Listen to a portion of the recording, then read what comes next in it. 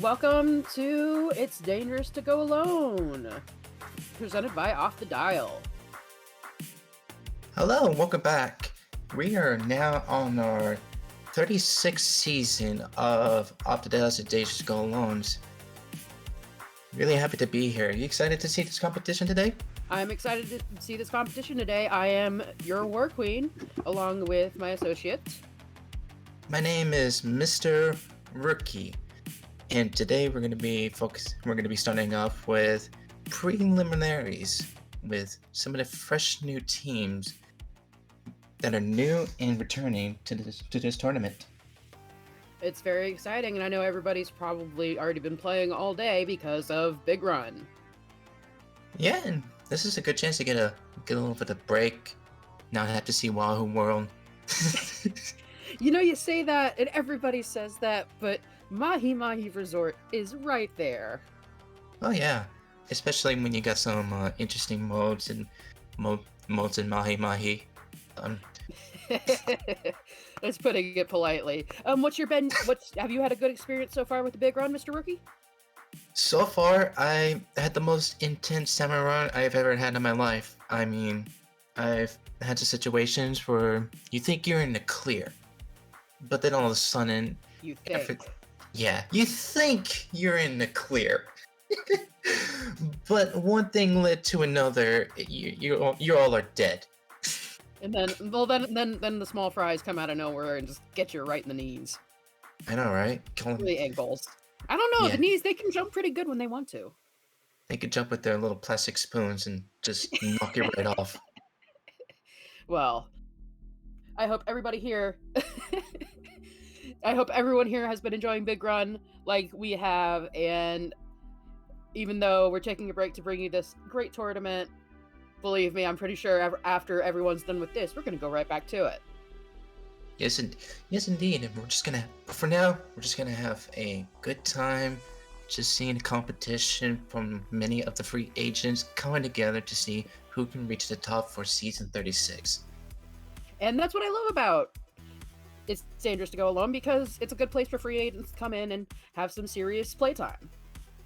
Yeah, and what's so great about it is that what can you do to reach to the top with the new players that you've met before? And right now we're gonna see Holistic Harmonies versus Brief Beaks going against the first round of preliminaries on round 1 with Undertow, Scorch Gorge Clam, and Hagglefish Market and Zones.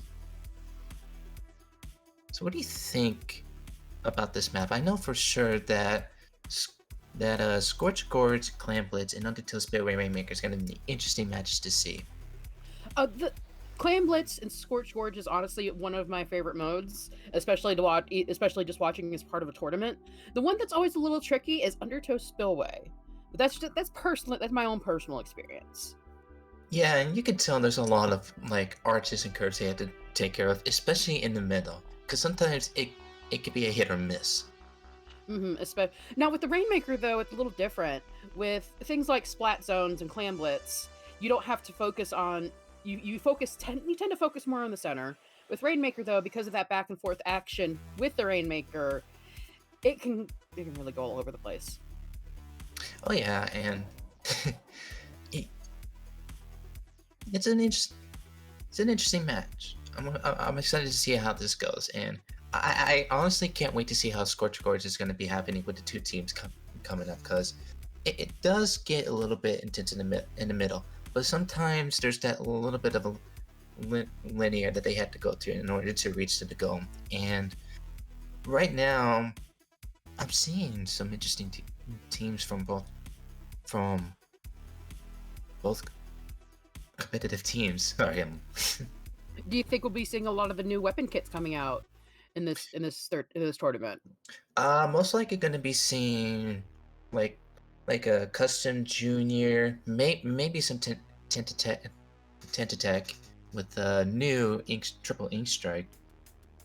That's a good one. I'm hoping to see more of the Splattershot Pro come out, especially with the new, more offensive weapon kit that it has. Yeah. With the Forge model. Yeah, with the new kit it has, such as Bomb and Booyah Bomb, the Splattershot Pro can reach newer heights. But are we going to see that in the match? Let's take a look. And here we go. I see an explosion already. Oh, And we got Splattershot Pro. Clash Blaster and Luna Blaster. This is interesting to see from Brief Beaks. I'm not so sure how this is gonna go, but I'm willing to see how they're gonna pull this off. Yep. All right, so here we go. Looks like Beaks already looking to get the Rainmaker. Yeah, you can see right now, Brief Beaks is already covered up the middle right now. Like, tell the Holistic Harmonies are just grouped up together trying to figure out how they can move, but Brief And Beaks, Beaks takes the Rainmaker. yeah, right now, they're already pushing up with a good start coming up to the left side, but Losed it right before the checkpoint, though. yeah, I know, that's a good start to what they have, but Holistic Harmonies managed to push through. We see a jump right to the back from Brief Beaks to push again, and let's see if they can grab the Rainmaker again. Yeah, you can tell the crab on the right now is just trying to cover him in while the Rainmaker resets, making sure that Brief Beaks don't get the push out of it, but already they popped the Rainmaker, and do you think we're going to see Clash Treasure popping up and push the Rainmaker? No, we don't. Seems like Holistic Harmonies took down 2 teams before they could push up. Seems like they're going to try to go for Harmonies the take left. the Rainmaker. Charger tried to push And a double up. kill. Yep. And just like that, Holistic Harmonies just takes the checkpoint. Oh my goodness.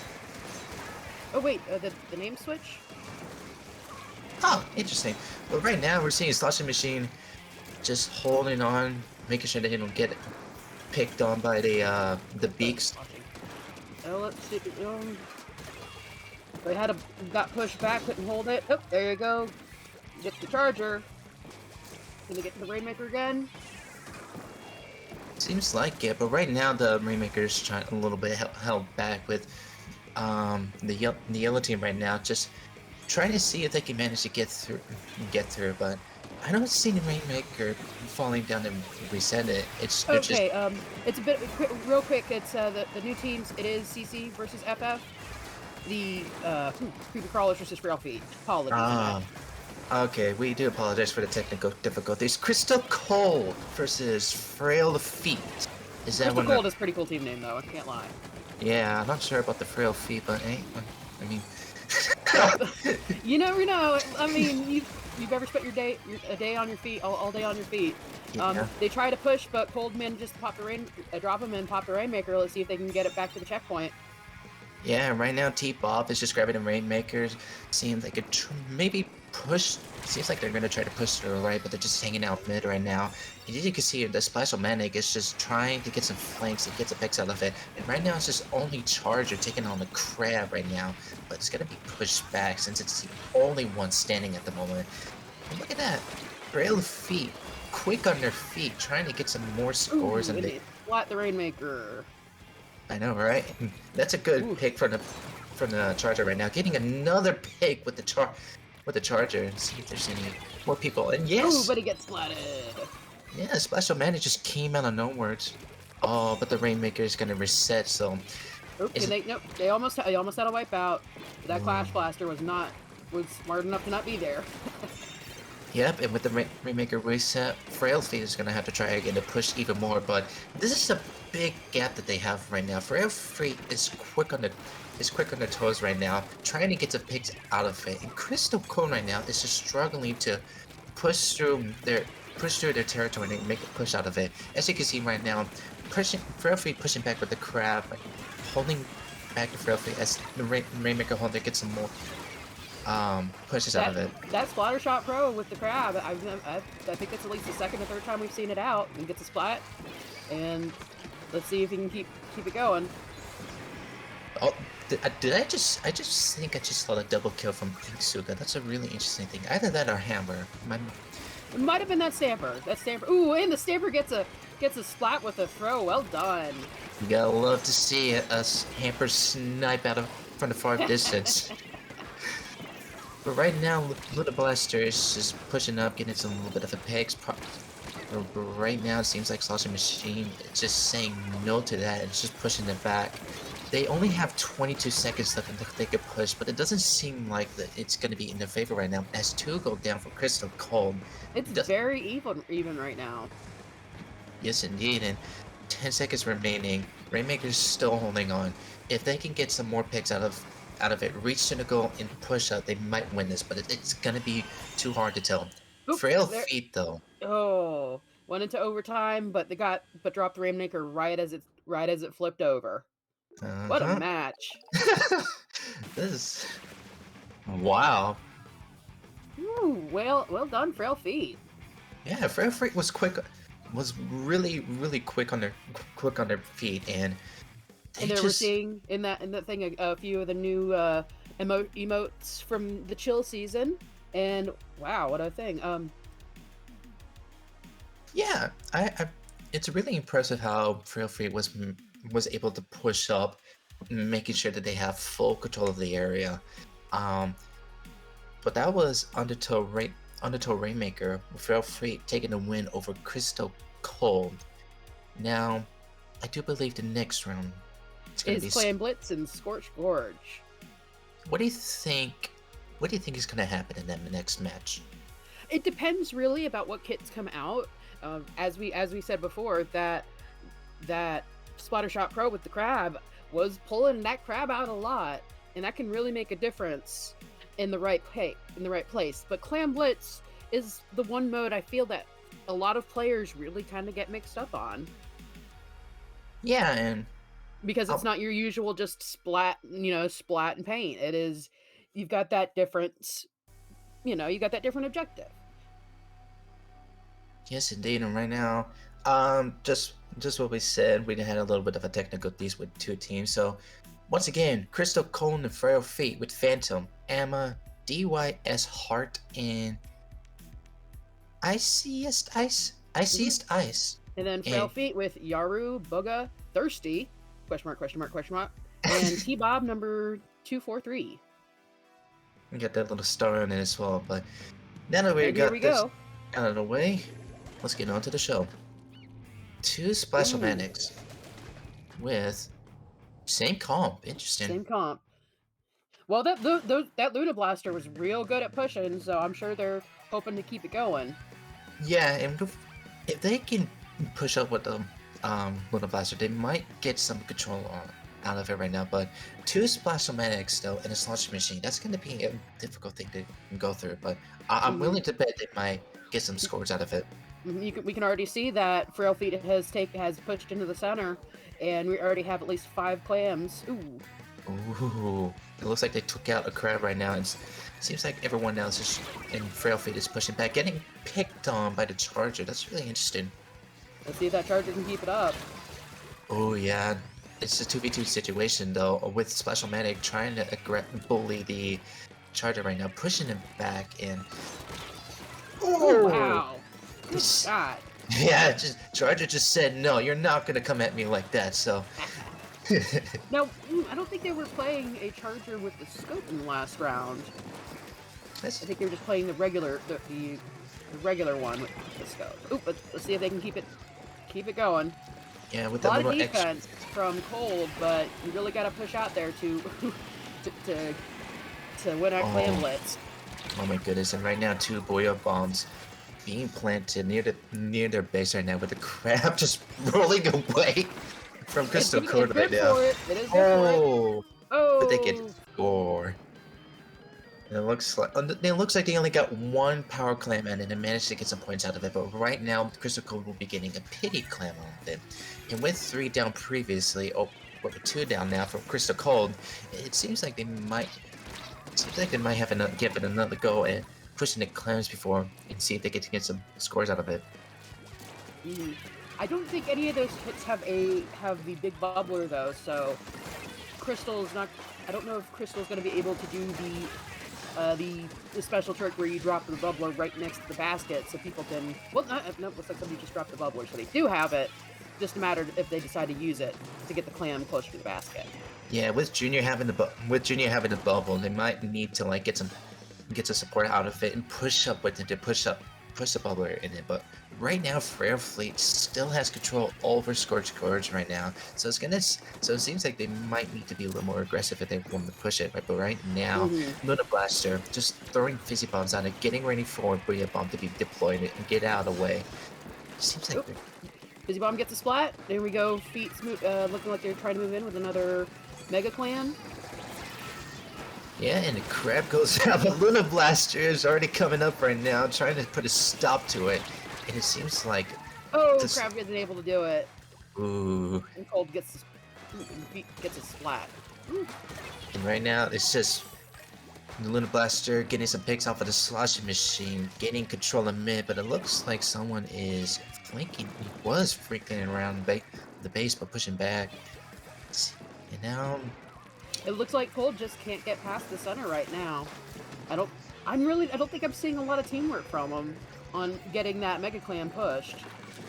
it's a lot of struggle that Crystal is dealing right now with Frail feet having a lot of control in the mid. They don't, with the 80 clans they have right now, they don't need to push a lot. I guarantee you they're confident enough to push them back to get control. But if that control goes down, Ooh, then Feet that's just what kills a happened. hammer, splats a hammer right there. Hard hit. Yeah, and right now it seems like they're gonna try to push up right now Oh, with here the we go, Feet advantage with they another have. connect. Ooh, Feet hits the basket again. Ooh, and more gap. And that's a wipeout from Crystal Cold. It Do seemed you to think be, that'll be enough to get them to let them get on the board? well, they have 1 minute remaining, so it's gonna be it's not very far to get with, but knowing how Frail Feet is, gaining the back control at the fastest way possible, it may be difficult for them to deal with it, but in a 3v4 situation right now, it may be possible, but it's Make up to that them. 4v2. Ooh. Then right now you can see Inkvac and Zuka Oh, coming here we up go, right Cold with now. the bolt. Hey, and Crystal Cold with a Mega Clam into the basket. Let's see if they can keep it going. Oh, Yeah, another and one. right now they have about 2 clams, but I don't think it's gonna be enough for them to push the lead right now. It's gonna be 61 to 68, and they Oh, and already Feet go does a down. good defense, hitting that stamper before it can do any damage. Yes, indeed. And right now it seems like Frail Fee is gonna be trying to take control of the center right now with just 10 seconds remaining. It may be possible for Frail Ooh. Fee to take the win. Doesn't seem like Crystal Cold is gonna be takes the clan for the goal right now, but already Frail Fate has so much control over the center. It's impossible for Crystal Cold to push up, and right now they're doing all they can to try to push it, but in the end, Ooh. Frail Feet takes a pit out of it, and it's already time up, and And Frail Feet takes a that's second win. and Clam Blitz with Clam Blitz overtime. Well done. Yeah, that's interesting. It was so a little bit close to the lead, but with the clam short out of it, they weren't able to get the second win out of it. But Hmm. A good end last minute attempt by Crystal Cold to push for the basket, but they just couldn't make it. yes, indeed. But keep in mind, this is a preliminaries. It's a play all three, so they might have another chance to win this at Hagglefish Market Splat Zones. Now, I'm pretty sure this is the most popular map that I've been seeing right now. With Hagglefish Market, nice open area, perfect spots for the backliner, and some good spots for frontliners to take in.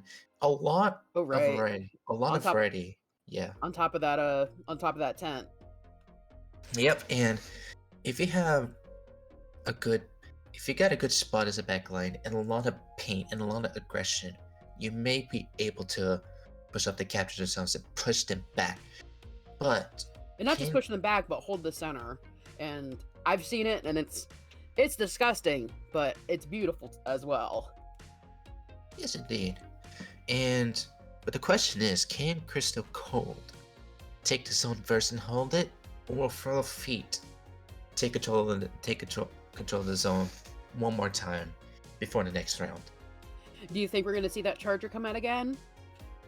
Well, it may be possible, but there could be a lot of good backliners to choose from. Explorer, E-Leader. E-Leader's actually a good way to get a pick. Longer range.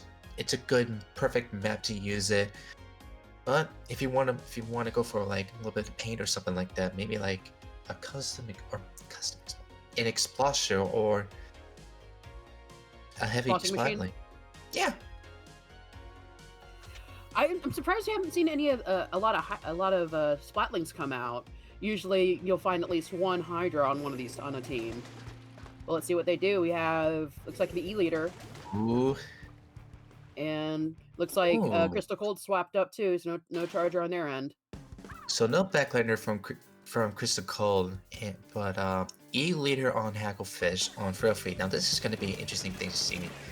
It's going to be easy pick for them if they get the right aim out of it. But right now, Frail Feet is already taking control of the zones right now. As you can see, there's a lot of paint happening on the left and in the middle right now with Wavebreaker taking control, trying to keep in control of the zones.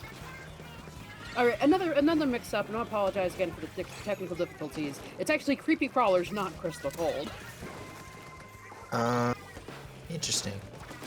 Well, there we go. Crawlers taking the lead with the Splat Zone, but we have Feet putting down the Wave Machine to keep that zone clear, and then a Booyah Bomb to paint it even more. Yeah, and right now, Frail Feet with the crab, pushing up with the crab right now. Ooh, but it gets hit with the Stamper. Oh my goodness, and it seems like Frail Feet is going to be taking back the lead right now. As you can see right now, we see a junior trying to get some flanks out of it. They can tell where they're at right now, but it may not be enough for them to get some picks out of it. As you can see, one is going in a 1v1 situation happening on the Crawlers left taking side. lead again on the zone. Let's see if they can hold it. Yeah, and right now, It was a really close match. I'm really impressed.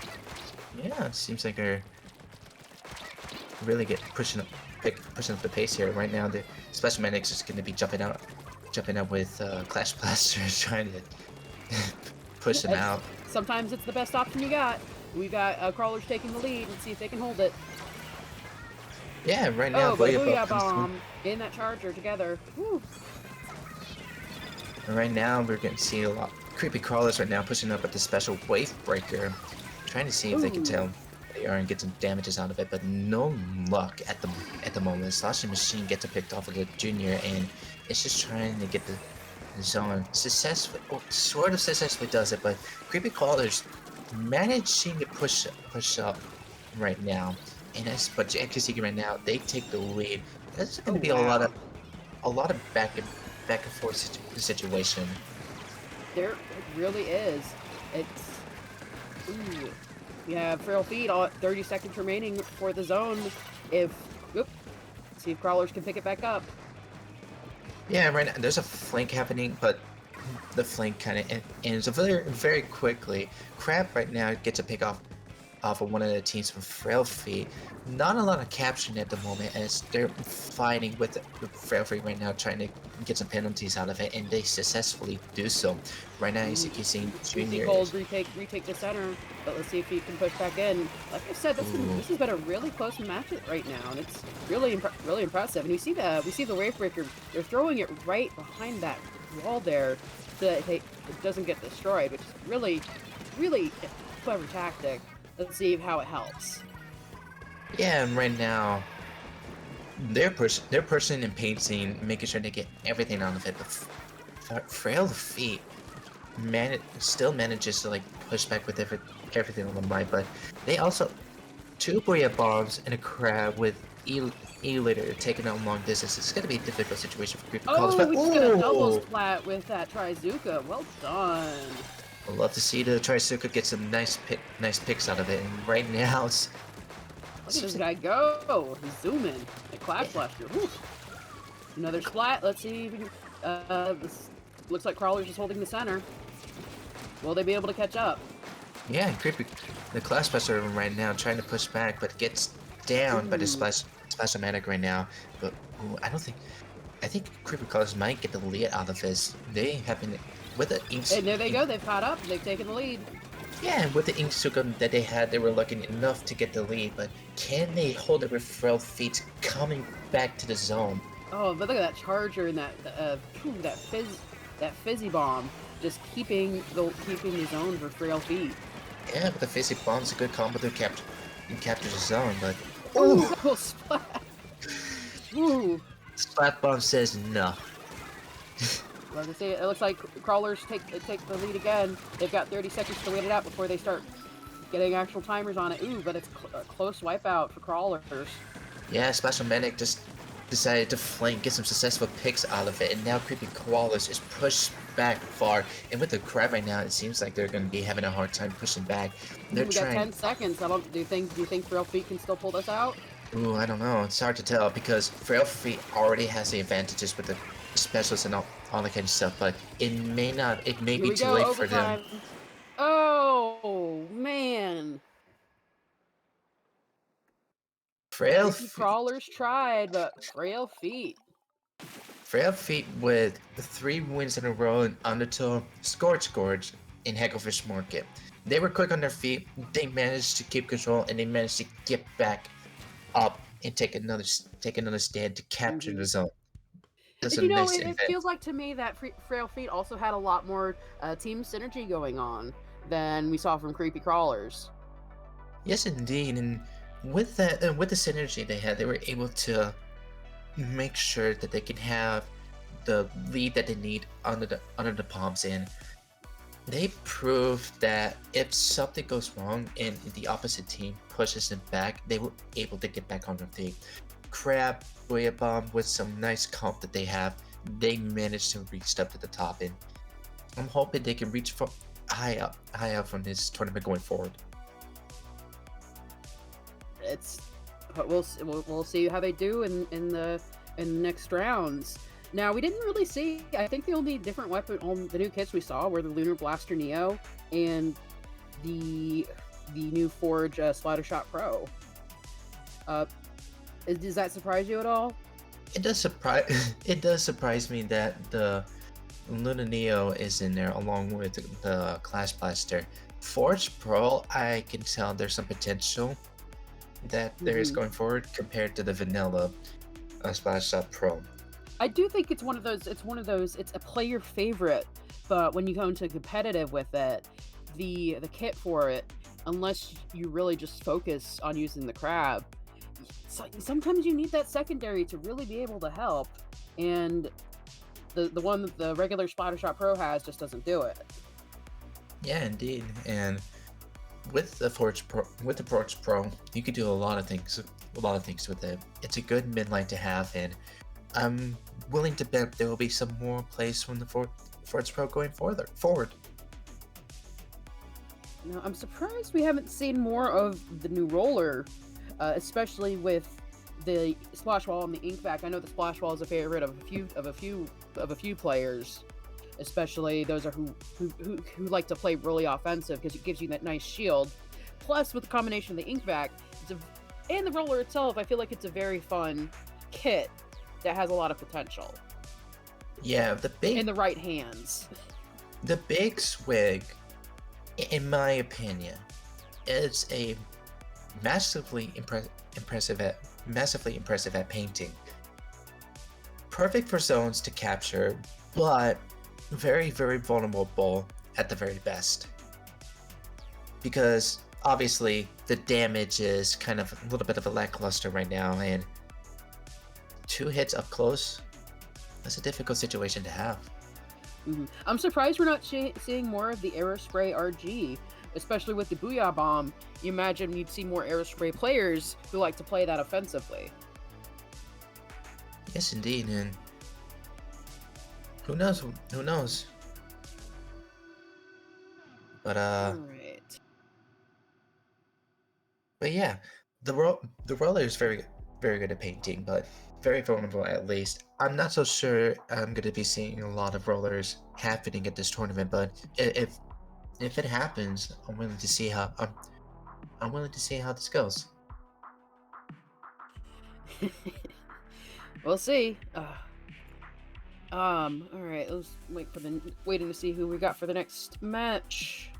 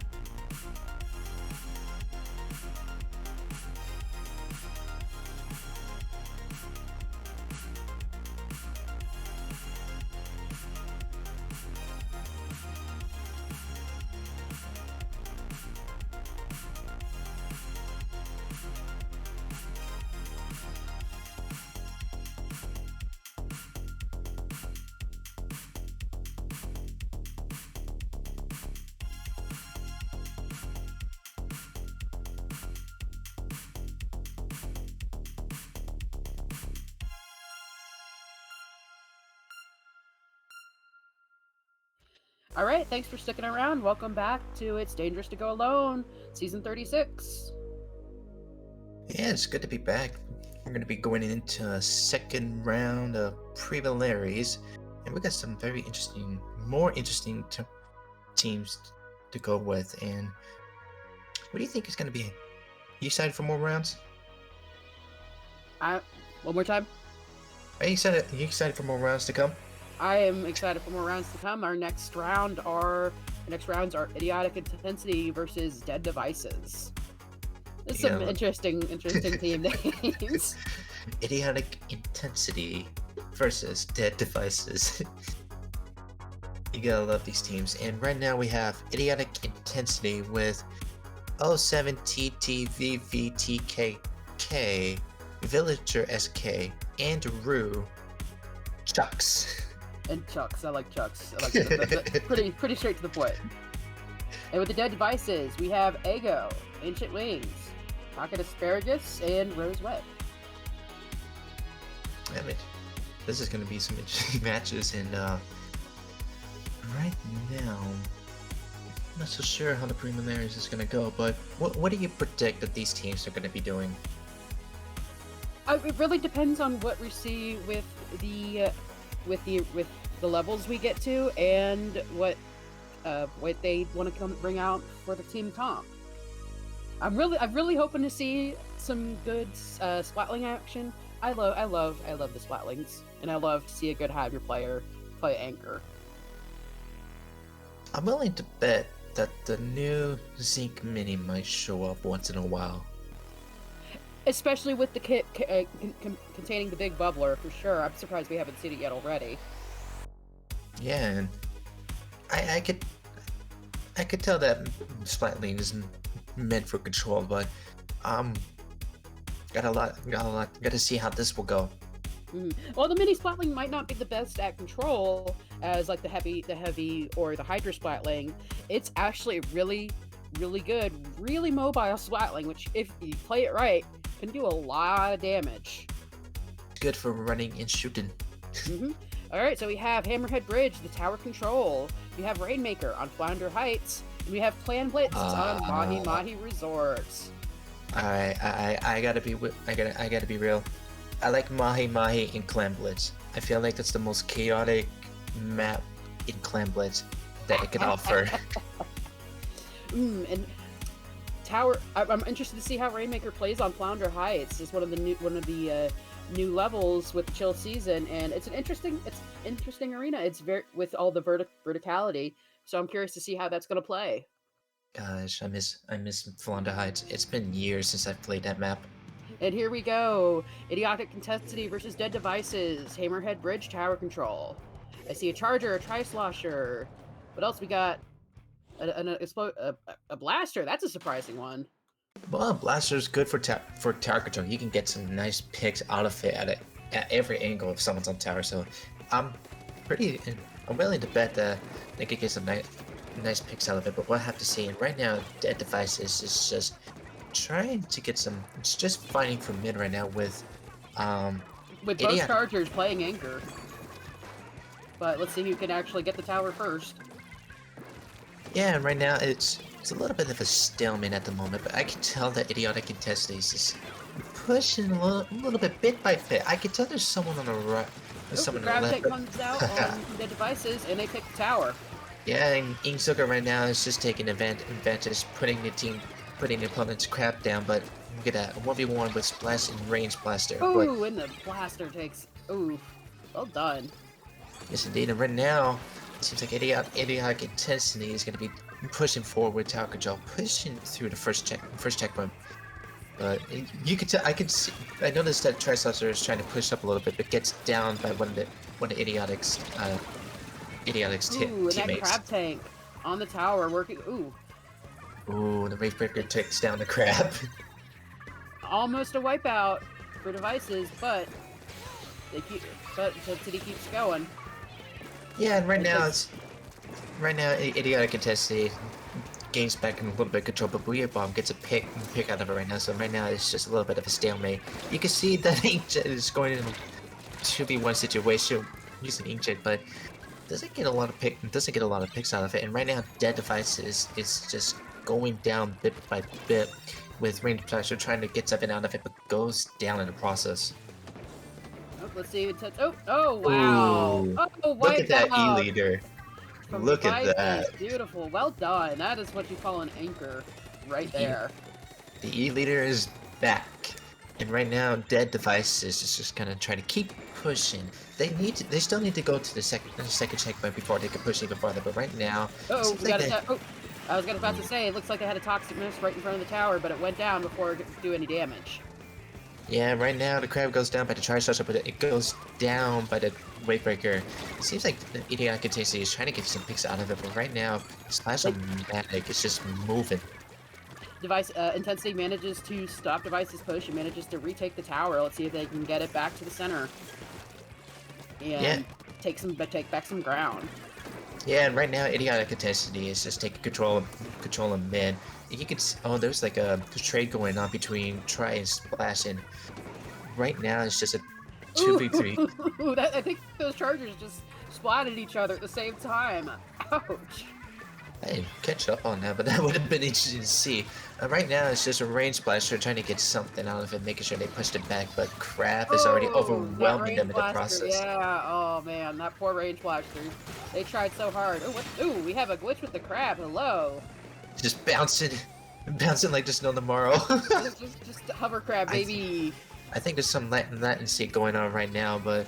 Here we go, Intensity's almost caught up. Can they get it?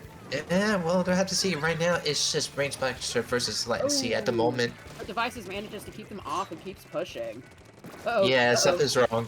Something's not right. Something's... I'm not so sure what the rule is right now, but right now, Idiotic Intensity is not having a good time at the moment. I'm not so sure what's going on, but... Oh. Oh, yeah, oh no. Interesting. Very interesting.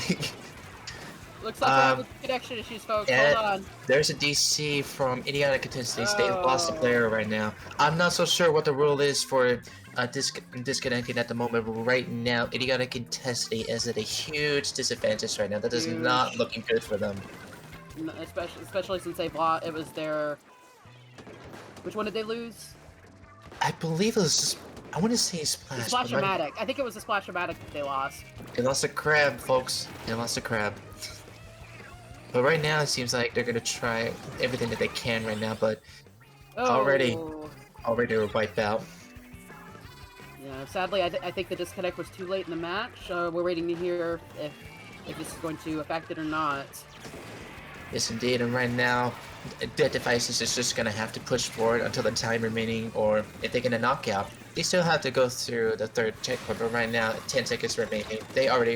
It seems like they're already going to win the match, so it's unfortunate for Idiotic Intensities that the disconnect had occurred. Oh, and Devices takes the tower right before the end of the match and win via timeout, I think. Very unfortunate for Idiotic Intensities. They were doing some good pushes there, but oof. Yeah, they did have a intense match going on between the two teams. They were controlling there was a lot of control from both ends evenly, and with the disconnect happen, it kind of just it's unfortunate to see that happen. It really is.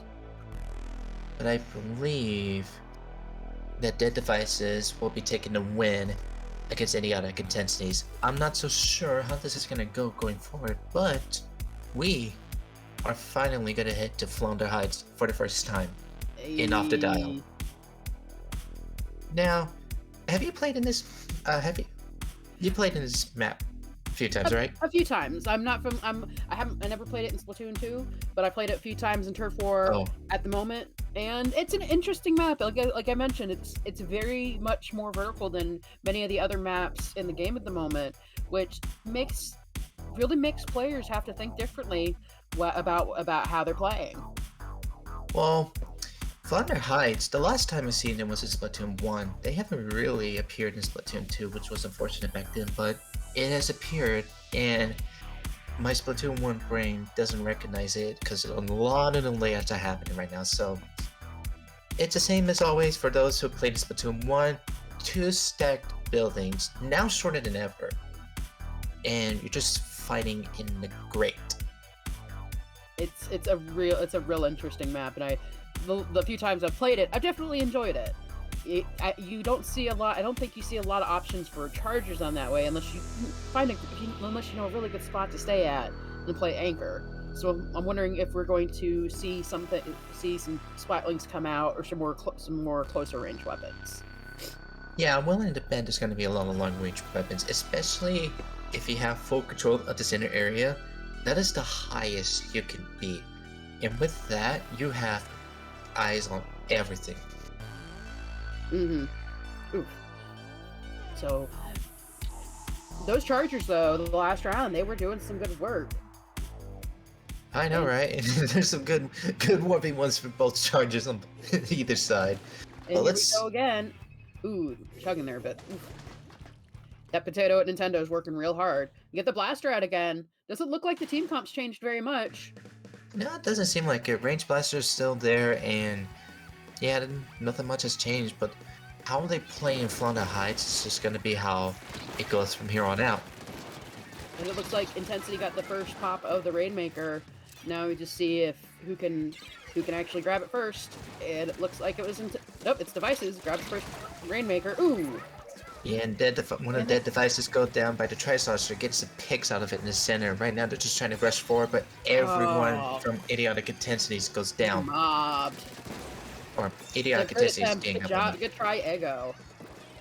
Yeah, very good push right now, 75 points, but that's still a small... Oh, they already got 2 teams down. Ooh. Ooh, but it looks like the Splash-O-Matic right now was already there waiting for them to get some picks out of it, and they get 2 picks out of it. It's just, I think it's Splatter Shot remaining, but right now, that's enough for Dead Devices to get some control out of it. Crab goes up, pushing everyone back, but... That's what you love to see. You know, it's like, I don't want to grab this right now. I gotta grab it for the team. Get some picks, grab the Rainmaker, and then push. Oh wow! Look at that work.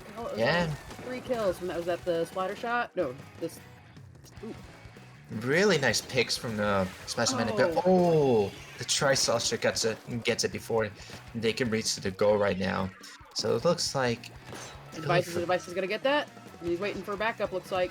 Yeah, it's just Range Blaster remaining, just waiting for backup through right before they can push the goal again, but... There we go! Oh, they broke through the checkpoint! Even with... It looks like it was a Poison Mist and a Sprinkler down? Try and blocking it off? I believe so. But right now, it seems like Tri-Saucer is getting some picks before they can push up the Rainmaker now. That device is taking 2 kills, trying to push Rainmaker back to see if they can make it. Yeah, and right now they're just slowly making up right now, but it's gonna be a difficult situation. Into the center. It's a difficult situation right now as Dead Devices manages to push up again. They have a little bit of a spacer from Idiotic Intensities, but hey, it's still a small gap. They still have a chance to push up to the goal. But we see a nice grouping of devices there, and to see if they all work together to keep pushing that Rainmaker. It seems like an accidental grab from one of the teammates. I saw them standing there like, wait, why do I have this? But right now, it seems like Idiotic Intensities are just holding back, using the Tri-Suka to get some picks out of it. But Range Blaster. Oh wow. Range Blaster getting some picks out of it, but they're pushing up still. That's interesting. But it seems like they're gonna try to jump up again. Oh man, that's a wipeout for devices, clearing out Intensity for just a second. Yeah, right now it's Tri-Saucer getting a pick up of the Rainmaker, having to deal with the Slashing Machine and Crab right now. Oh, this is a difficult situation. But let's see if devices can clear it. They're pushing like just centimeters forward with that Rainmaker. Yeah, and they got some more cards in their hand right now than Idiotic Intensities. But right now, that is a lot of push. That is a massive push. So that trice was that the Trisaucer? Just moving on now before taking a pick out of it before going down. That is a huge gap from That was disgusting. that was you love to see it. Oh, Splatoon 3. okay, that was the Rainmaker and the Trizuka. That's a combo I don't want to see coming at me. Oh Yeah, I boy. know, right? A little bit of a jump scare. Right now, a pick from the Rainmaker barrier, but Trisaucer's Looks just like getting picked out of it. looks like Intensity's sitting right in front of the next checkpoint. Let's see if they can get to it. Playing it real safe with that Rainmaker. You can see the range blaster near the goalpost right now, Oh, trying to get something of it, but bomb. what goes down from the Rainmaker. They haven't pushed the idiotic intensities hasn't pushed the goalposts yet, and Dead Devices is pushing them back. Starship Machine getting an assist, a splat out of it before going down by the Triceratops before the Booyah Bomb covers him up. But there goes Intensity. They have the Rainmaker. They sink it into the checkpoint. Now it's just pushing. Oh, ooh, Oh. little. That's gotta be a 5 seconds. Crab going up. They just gotta pop the Rainmaker to grab it and go. Oh, but Oh, it's too close. too Too close. close. Good attempt by Intensity right there. Just couldn't push that last second. And the win goes to Dead Devices. Yeah, it was a very intense match in Flounder Heights, and a lot of good plays from both teams. But now For sure. it is time to go to Mahi Mahi Clan Blitz. You excited? I'm excited. Like it is really wild sometimes just to see how much teams can change when it comes to Clan Blitz.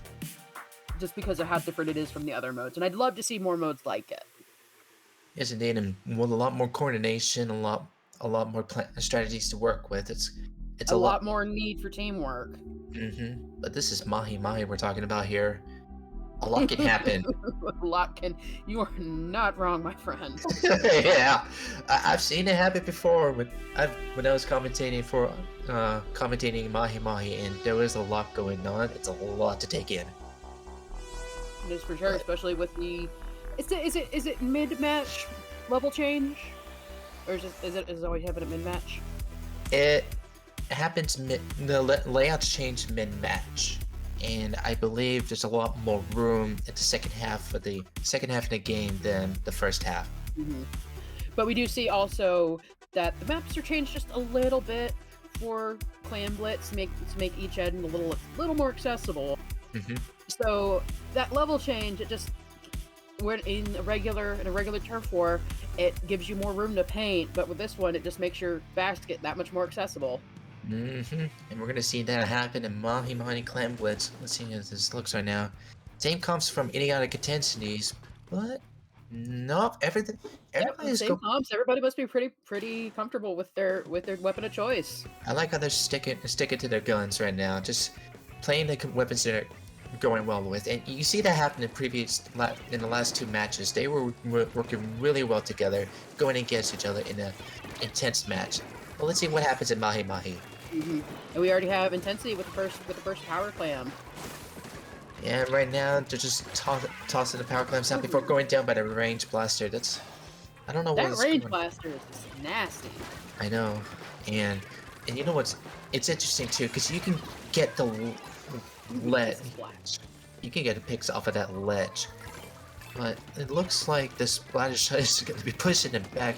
Idiotic Intensities is going to try to take control in the mid before getting it. First power clam from Intensity. Oh boy, now it's just getting scores to push that gap. Looks like they're able to to toss in a couple more clams before being pushed back by Devices. Yes, indeed. And right now, Triceratops just trying to push some more before going down. Oh man! And right now, it's from Ego and the. I'm forgetting what that one's called. right now it's just going to be 53 out of 100 right now. We don't see the map changing just yet, but right now they're very close to getting that point right now. And it looks like the Devices are going to be carrying some power clamps right now. Ooh, Virgil takes the splat. Getting some picks off of the Idiotic Intensities before backing off. It seems like there's a little bit of a situation going on for dead devices, so E-Leader is just going to be holding onto position, getting some tanks as much as possible before pushing up with the rest of the teammates. Oh! Oh! Again, those chargers, those e-leaders are just having fun dueling each other, it seems like. I know, right? It's a good one Oh, if and you... that's a wipeout for intensity. Oh, no. Safe devices can take and get that basket. Yeah, right now, there's not a lot of clamps are happening right now, so it's a lot of time for Idiotic Intensities to get back on their feet and push And that it rain back. blaster is pushing in. Ooh. Oh, another Oh, wipeout! another That, wipeout. very Oh. good picks right now. It And there go seems... devices, first power clamp in. Let's see how many more they can get in. Oh wow, they are loading it up. Oh, one more clamp remaining though. Oh, that was so close on their end. Idiotic Intensities manages to have enough time for them to push it back before one or two clamps going remaining. So now, Dead Devices will have to try once again to see if they can get the lead. So right now, it's 53 to 56 right now. Idiotic Intensities have both control and lead at the moment. I mean, it's gotta see if they can keep. They don't have to push. They don't have to win. They just have to stop devices. But I don't know if they can. It's a situation right now where having the control right now, because Dead Devices manages to sneak up on Oh, them, there's the get... slash Idiotic with another clam popping the basket. Ooh, and right now, another lead, water levels dropping. We have more room to fight now. Oh yeah. Ooh boy, let's see what they can do. Devices is right there. They are not letting intensity get any defense in. Yeah, the devices right Especially now that is not... charger. Look at that charger work. Just Oh my not even. goodness. Yeah, Oh, dead devices are not letting idiotic intensities breathe, and oh, they you got were 5 clamps, 2 clamps. Are we gonna get it in? one more clam before they can get a knockout out of it. And Rage Blaster gets a Oh. pick, scores a knockout. That is a nice push. That is amazing.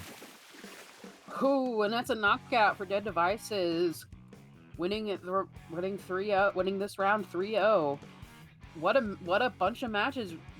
Intensity gave as good as they got, but they just couldn't push back. Yeah, but they did fight to the best they can, and there were a lot of intense matches going for both teams. Idiotic Intensities managed to push in, and then it was unfortunate in the first match that they got the DC, but knowing how they were at the last two matches, they were able to push up to the limits. Do you think the fact that that Intensity didn't change their team comp in any of the matches, do you think that hurt them in the end?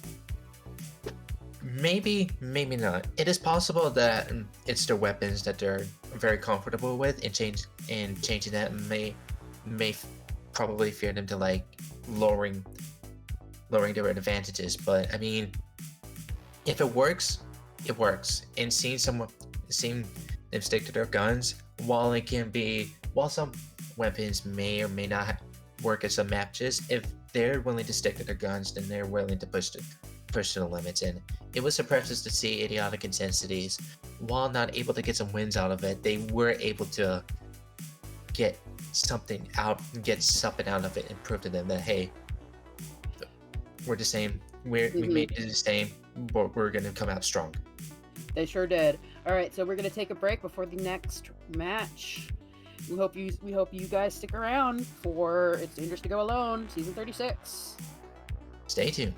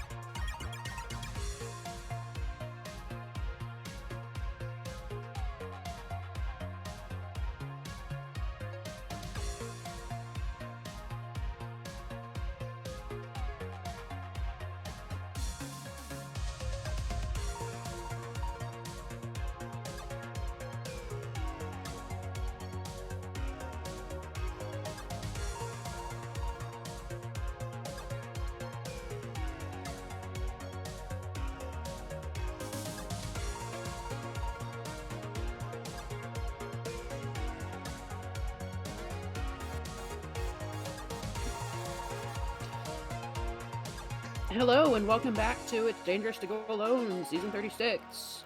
We apologize, we are waiting for the next match to start. But we have Grouchy Gluttons versus Economy Evasion. We're now halfway through the preliminaries, and it's dangerous to go along. How are you feeling about this so far? I mean, it's been some real good matches. Last time I commentated, I was commentating on the finals, but still the same energy, even in the prelims here. And I'm really happy and excited to see some matches that we saw previously, and I can't wait to see more of this. We got, like I said, we got Grouchy Gluttons versus Economy Evasions coming up, and we got Man, Nugget, Stealth, and Yoshi on Gluttons. And for Economy Evasion, we have Peter, Soko Heart, Tomato, and Weef. That's a name, Weef. It's a choice. Well, that's a name. If that's a name they want to go for, then hey, I'm happy to see. Happy to see them play. Live in your truth, enjoy yourself. It's Splatoon, baby. Now let's talk about some of the few matches that we saw previously. What kind of matches caught your eye previously? The matches, especially where you just both teams were pushing so hard in the center, barely giving up ground where they could, and sometimes it's just that one kill, that one splat that lets you push just a little bit farther, and we've seen a lot of that. Yeah, I've seen a lot of that. And going back to Mahi clams, we've seen that happen in some splats where dead devices just managed to get some picks out of it before they could push up. And if like the first happening match, there was like a lot of middle battle going on before dead devices found a way to break through the barrier and push up. And this happened twice too. It's like some real impressive playing, and just I'm just curious to see what the finals are going to bring with teams working like this. Yeah, and I'm kind of excited to see how the next team that we got going on right now, which we should be seeing very, very soon. But I'm excited to see how this is gonna go. And what do you think? If you know these teams, what do you think is gonna happen? Ooh, that's a tough question, because honestly, when you get teams like these going up against each other, you really don't know until it actually happens. Yeah, and right now, going back to the sets that these two teams have, there's been a lot of tough competition. But right now, Grouchy Gluttons and Economy and Evasion go against each other for the first time, and we're gonna be halfway through preliminaries, and right now we got Inkblock Academy Splat Zones, Eeltail Alley Tower Control, and Sturgeon Shipyard Raidmaker. Ooh. Oh, no Clam Blitz. It's a bit of a bummer. But let's see here. I'm trying to think. Eeltail Alley Tower Control is definitely a favorite, just because of the layout of the map. It's very just funnel the players right at each other without a pause. Yeah, and I could tell that the map is very, very linear, so it's a lot of straightforward you're gonna have to go with. But hey, there's a lot of positions you could go to, and especially with tower control, a lot of places to fight, defend, and take control over. Splat zones on Inkblot Academy is also very interesting as well, because the zone has that tower right in the center, and a good team could put somebody on that tower and hold it and win the match fairly quick. Now I remember this map being like one of the most well-loved games of all time, especially Splatoon 2. But Oops, so here we go. Grouchy Gluttons versus Economy Evasion. I already see a Hydra. Was that a Hydra or a Heavy Splatling? That's a Hydra. That's a Hydra. All right, let's see what they can do with it. Also, let's see. We got a blaster on both teams. One rapid blaster and one regular blaster. Ooh, man. Rapid blaster. I'm very curious on what we're gonna do with this weapon. Evasion takes the first control of the zone. Yeah, and right now, Economy and Evasion went ahead first and very quick when he managed the zone, getting like 80 points out of it before Gluttons takes control of the zones. And you can see like Bubblers and Ink Strikes coming around trying to gain control of it, but not enough to capture the zones at the moment. And it's just a Rapid Blaster Pro at the moment, struggling to get something out of it, getting a pick out of a Junior right now before getting tailed by the Booyah Bomb. Oh man, that Rapid Blaster's doing some work. Looks like he was trying to go take care of the Hydra, but doesn't manage to do it. Yeah, there's a lot of good survivabilities to wait for the economy rest of the team to come up, but right now, economy evasions are capturing the zone once more, extending that gap, and it looks like the Hydra is finally on the tower, getting some control out of it, pushing them back to see how many picks they can get. Evasion is a 15 for control. Yeah, right now triple insight gets double the kills out of double flats out of it. See if they can hit it. The wave breaker, they put down a bubbler. But the splatted quick. Yeah, the attack evasion is still going, getting roughed. Run over by a crab tank, the indignity. Yeah, the range blaster's trying to get a Right, he tries to super jump. Oh, evasion's at 5 for the zone control, and they have it. Wow, what a quick match. A little bit of fireworks there before economy evasions gets a quick knockout out of Grouchy Gluttons, taking the first win in preliminaries round 3. Ooh, man. And see, especially it's rounds like this with the zone control and the tower control, they can just go so quick and they're over so quick. It's almost like, what even just happened there?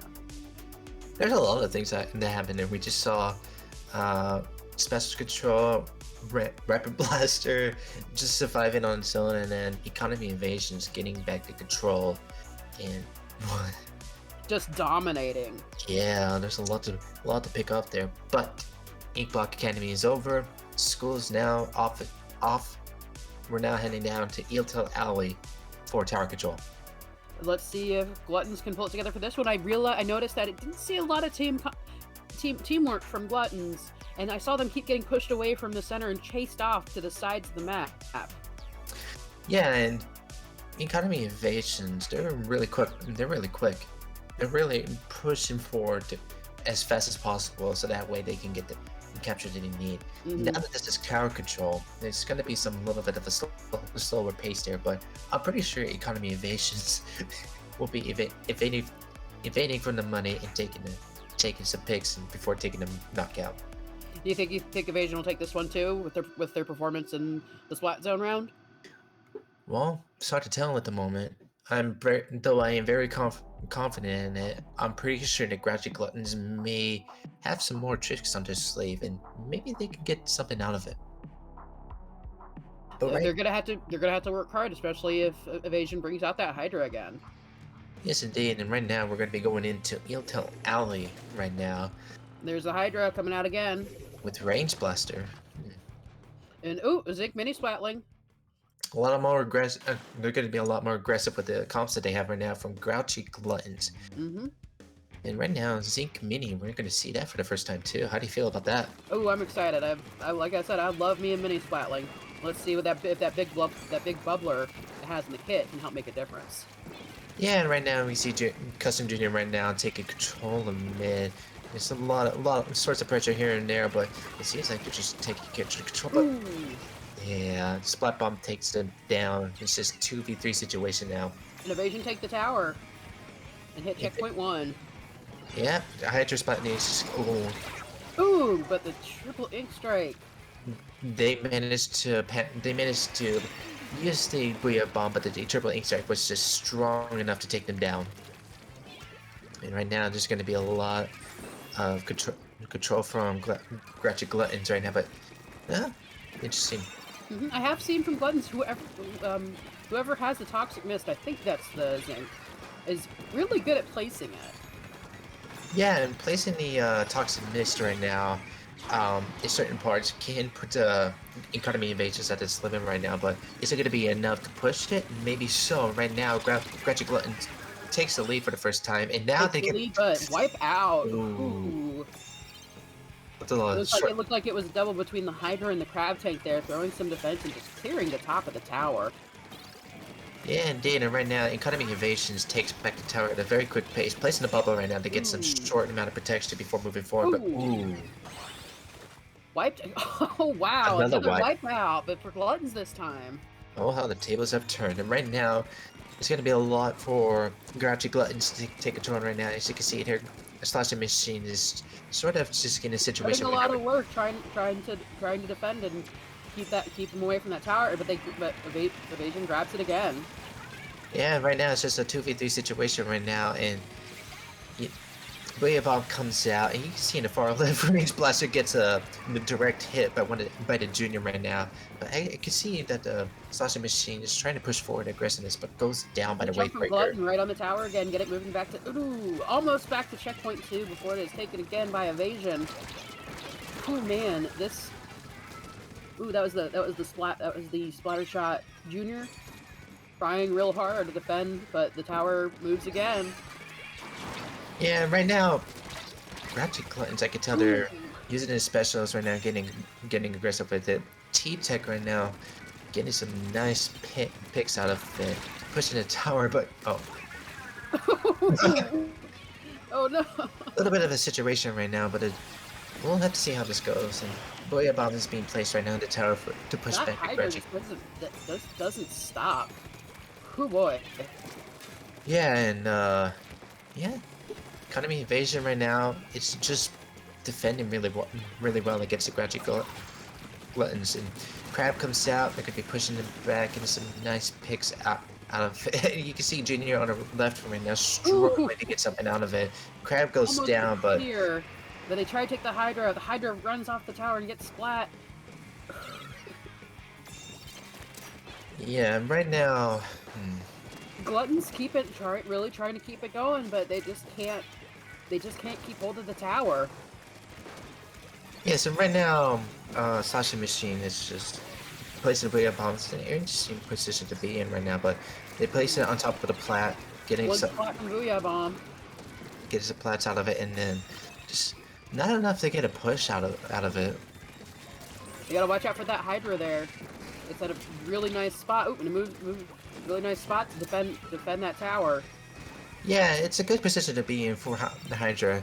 Get that, you have far Push the distance. bubbler down, but they get in and then they splat the zinc. Oh. Yeah, and yeah, economy evasions right now. It's just defending Everything. tremendously. They're both teams working real hard to keep that tower in the center. You got Gluttons taking it again, pushing forward. Let's see if they can get it past that second checkpoint. Nice pick from the Zeke minion there. They're pushing it up with Junior in the Drops back. the bubble. Ooh. Let's see if we can do it. 10 seconds on the. Thought. Oh, a little bit close there for comfort, but it may not be enough for Grouchy Gluttons as they wiped out. Oh. And that may be it for Grouchy Gluttons as Economy Evasions win by 2 points. Probably take it a win out of it. And it seems like they will looks be. like they got it. Oh man, 2 points. Hurts to watch. Yeah, E-Tail Alley in Tower Control is a little bit difficult to work around it, but they did play really well back to back. They really did, and I love to see that mini zinc coming out. They saw a lot of work trying to keep that tower moving forward from it, but just couldn't. Just not enough push to keep it going. Yeah, and the comp change that Grouchy Gluttons have, they were a lot more aggressive now than what happened previously, and I like the way that they're able to push forward with everything being thrown at them. But unfortunately, the Economy Evasions did have some cards up their sleeves and manages to keep the win by just 2 points. It's a very close match. That zinc mini splatling is definitely good as a slayer weapon if you like throwing the occasional support to your team too with that bubbler. And now we're moving to Sturgeon Shipyard with the Rainmaker. What's your thoughts on this one? Well, Sturgeon Shipyard is it's to me is one of the most complex maps to work with. I know for a fact that now that we have checkpoints in, it's gonna be a lot more slower to work with, but a lot more room, a lot more positioning, and anything can happen. And I'm willing to bet there's going to be a lot more paths coming from the left side than in the middle. Definitely. A lot more room for flanking too, which is gonna be really important on a Rainmaker map. Yeah, and a lot more, not much of a change than what I'm seeing right now, but I could be wrong. There's a lot, still a lot since I'm seeing right now. But Especially if they bring out that Hydra again, there's also plenty of good spots for somebody to sit and splat from. yeah, Sturdy Shipyard, yeah, like I said, Sturdy Shipyard, a lot of room to work with. It doesn't matter if you're front line, back line, you're going to be flanking or defending. If it works, then they might get the win off it, but Economy Evasions have proved themselves to be able to win by their aggression. But Grouchy Gluttons, seeing how they played at the previous match. Shout out to the Twitch chat. The tax evasion sweep. We'll see if they can pull it off. The tax evasion sweep. They're evading from the Texas, I see. That's interesting. But right now, can they evade the last preliminary round? It's a big question. Do Splatlings pay? Do Inklings pay taxes? I mean, maybe. I don't know. And here we go. First match. It looks like. Oh wow, they didn't. I'm surprised they didn't bring the Hydra out for this one. No Hydra, but it's Tri-Stringer actually. So that's gonna be interesting.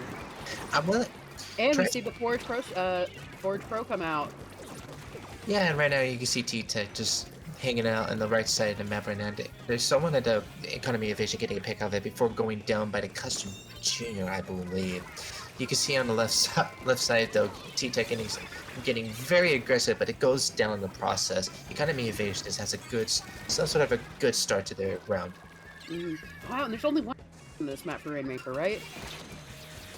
There should be pretty quick. There should be two. Oh yeah, they are. It is only showing the first on the month. All right, so it looks like Evasion's pushed farthest at the moment. Let's see if they can keep it up. Actually, there might be a DC, unfortunately. Oh, it looks like it looks like we have a DC. That's very unfortunate. Yep. There may be a possible chance that there may be a replay for this match. Oh, for sure. There's definitely going to be a replay with a DC that early in the match. Yep, so a little bit unfortunate there, but hey, we could be going back on our feet, so there's really not much we're going to be missing out on the Sturdy Shipyard. But we did see a lot of things that happened in this game. Like the T-Tech, for example, a little bit more aggressive than what I'm seeing so far. Despite the fact that the kids can be a little bit less aggressive than Splatoon 2 T-Tech.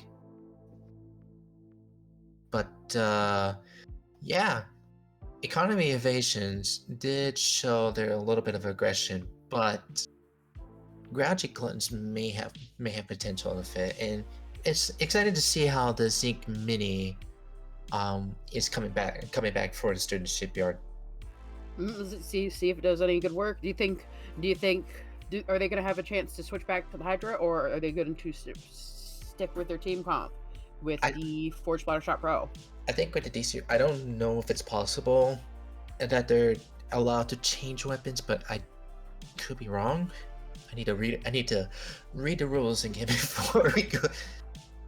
Read the rules next time, but it may be possible that they're going to be changing, not change their comps. They're just probably going to the same thing as always. We'll be seeing some more T-Tech, Tri-Stringer, Zinc Mini, all that kind of stuff. A lot less backline than what we've been seeing from the previous two matches. Why do you think the player changed the Hydra to the Tri-Shot?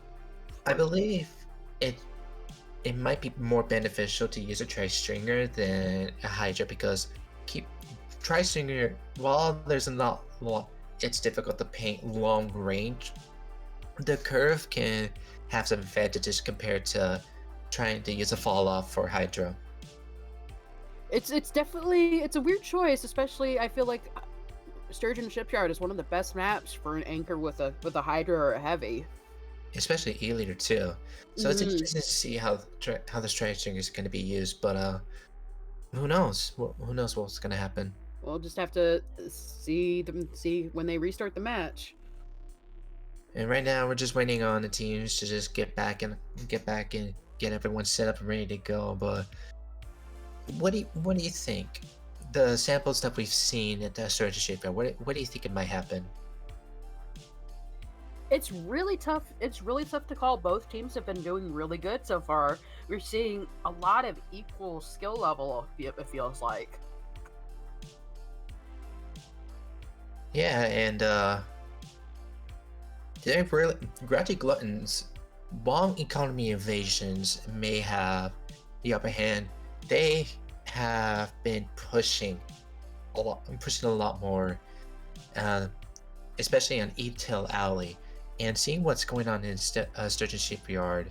It may be possible we might see a close match out of it.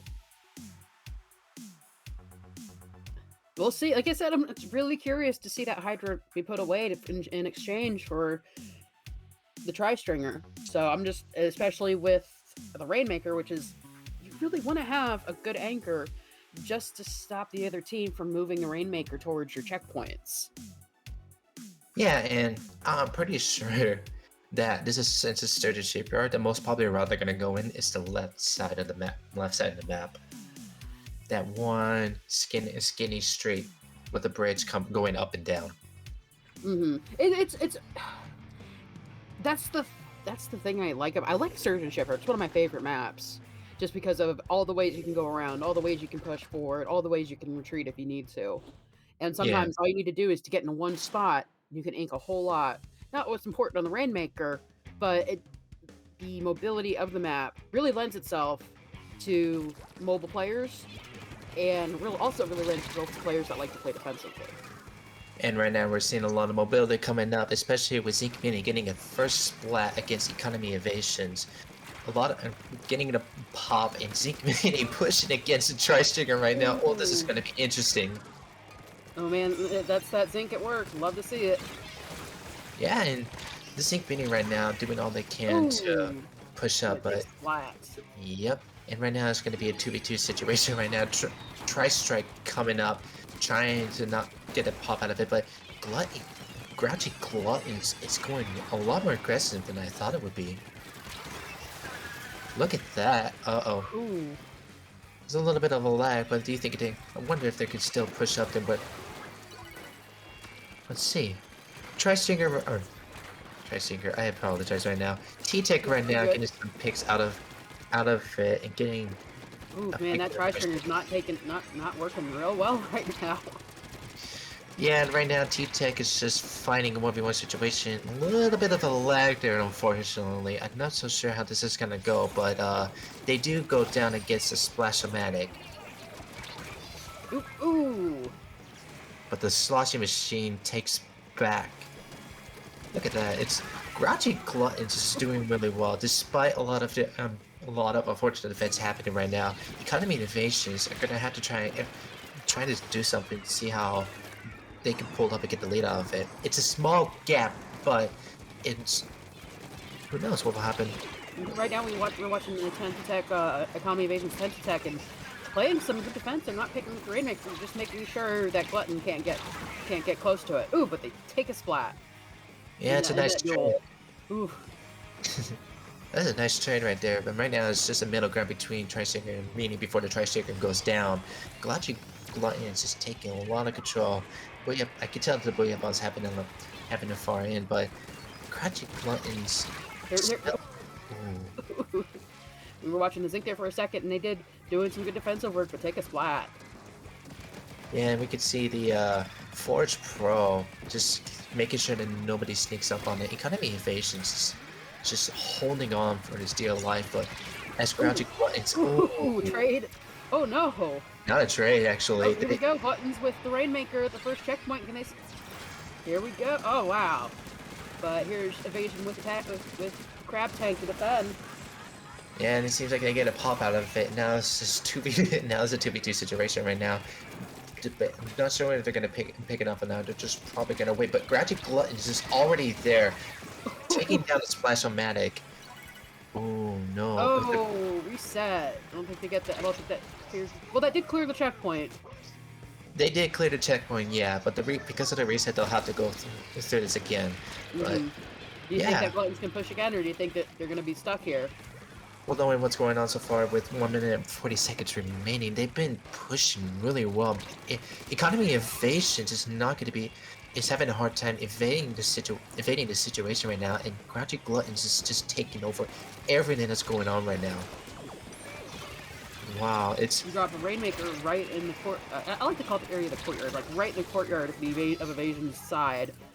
Takes a splat, but still a good placing of that. good placing, gets good picks out of it, and Tri-Strike clearing the area for the middle. I don't see anybody picking up the Rainmaker right now, but they're just trying to hold as well. They have a big gap right now, and because they cleared the checkpoint, they have the opportunity to just defend the best they can, and with less than a minute remaining, it may be possible that maybe Ooh. Grouchy Gluttons can take a win out of this one. Oh, the Zink dropped the bubbler and gets 2 splats to see. Oh, Another splat, but trades for it. yeah, the Yeah. Zink Meanie. Glutton doesn't have to move. They just have to stop Evasion from getting the checkpoint, and they might be able to do that. Yeah, and right now Economy Evasion is just trying to paint the court as much as possible so that way they can go in. They're throwing missiles at the Rainmaker, pushing them out of position right now. T-Tech trying to push up, but goes down in the process. Yeah, right now we see T-Tech from Grouchy Gluttons just getting some more. Evasion almost gets a wipeout, but that Tri-Stringer wasn't in the melee. Wow. They may actually win this one. Economy Innovations just wasn't able to get a push out of it. Grouchy Gluttons got a nice lead out of it, and afterwards they defended it with no problem at all. Mm-hmm. I say I said it already, and I'll say it again. I bet Evasion's right now really regretting taking that Hydra out of the comp. Yeah, but it looks like they're not gonna be evading this match. They're gonna be get called by the IRS. It's unfortunate. Oh, third round goes to Gluttons, but I believe that overall win is for Evasion. That was now. This is the first match we see. I believe it's 2v1, 2-1 scoring in this stream. The Grouchy, yeah, Grouchy Gluttons have improved from getting knocked out quickly in Gluttons Academy, pushing all their might to the close match with 2 points less than the Economy Evasions to just having no problem defending their point, and Economy Evasions having no score to it. Mm-hmm. But it wasn't enough from Gluttons to pull a win. Pull the overall win. So again, good job, Evasion. Yeah, I mean, a win's a win in preliminaries, but I mean, we're going to be moving on to the next round. Each team's going to be going against some new opponents before we head up to the finals. Are you excited? With the matches we've seen so far, I really am. Yes, indeed. And right now, we're going to be taking a little bit of a quick break before we set up for the last preliminary matches before we head to semifinals and finals. All right, stick around, folks.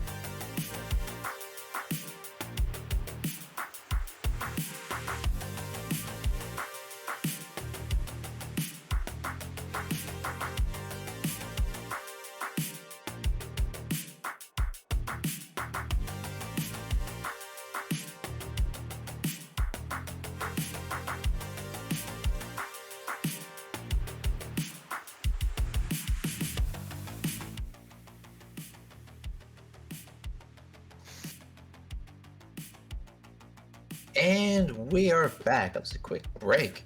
But we're back and we're ready to kick into the last round of preliminaries. And this time we got a familiar team that we saw in the first match. That's right, Frail feet. Let's see if they can pull it out for this last round.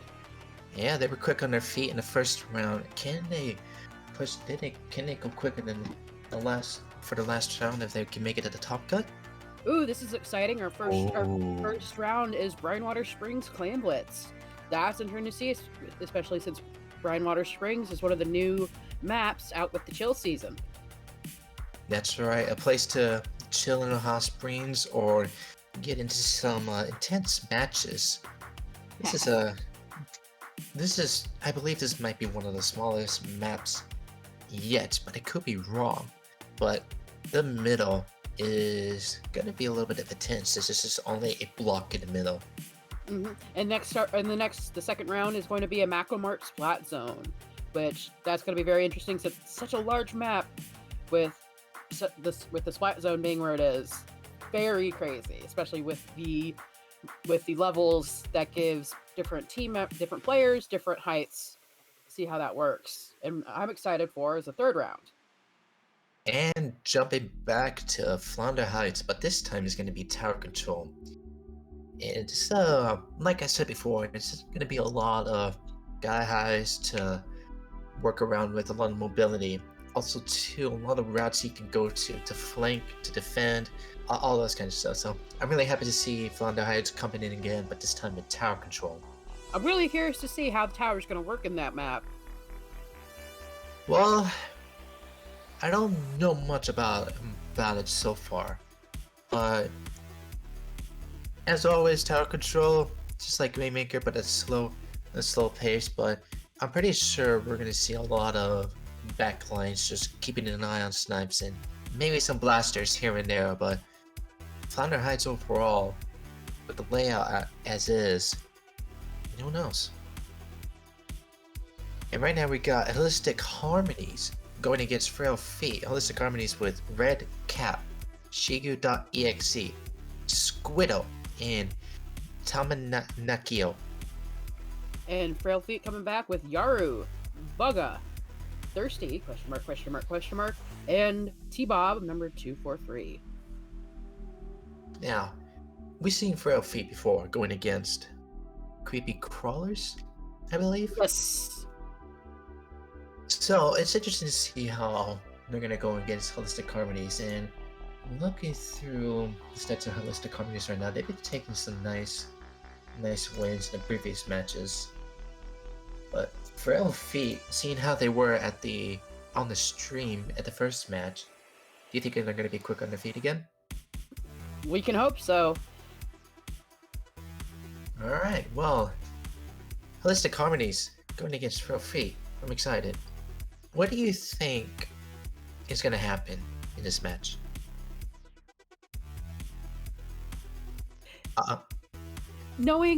So we've already seen Feet actually pull off some pretty impressive wins.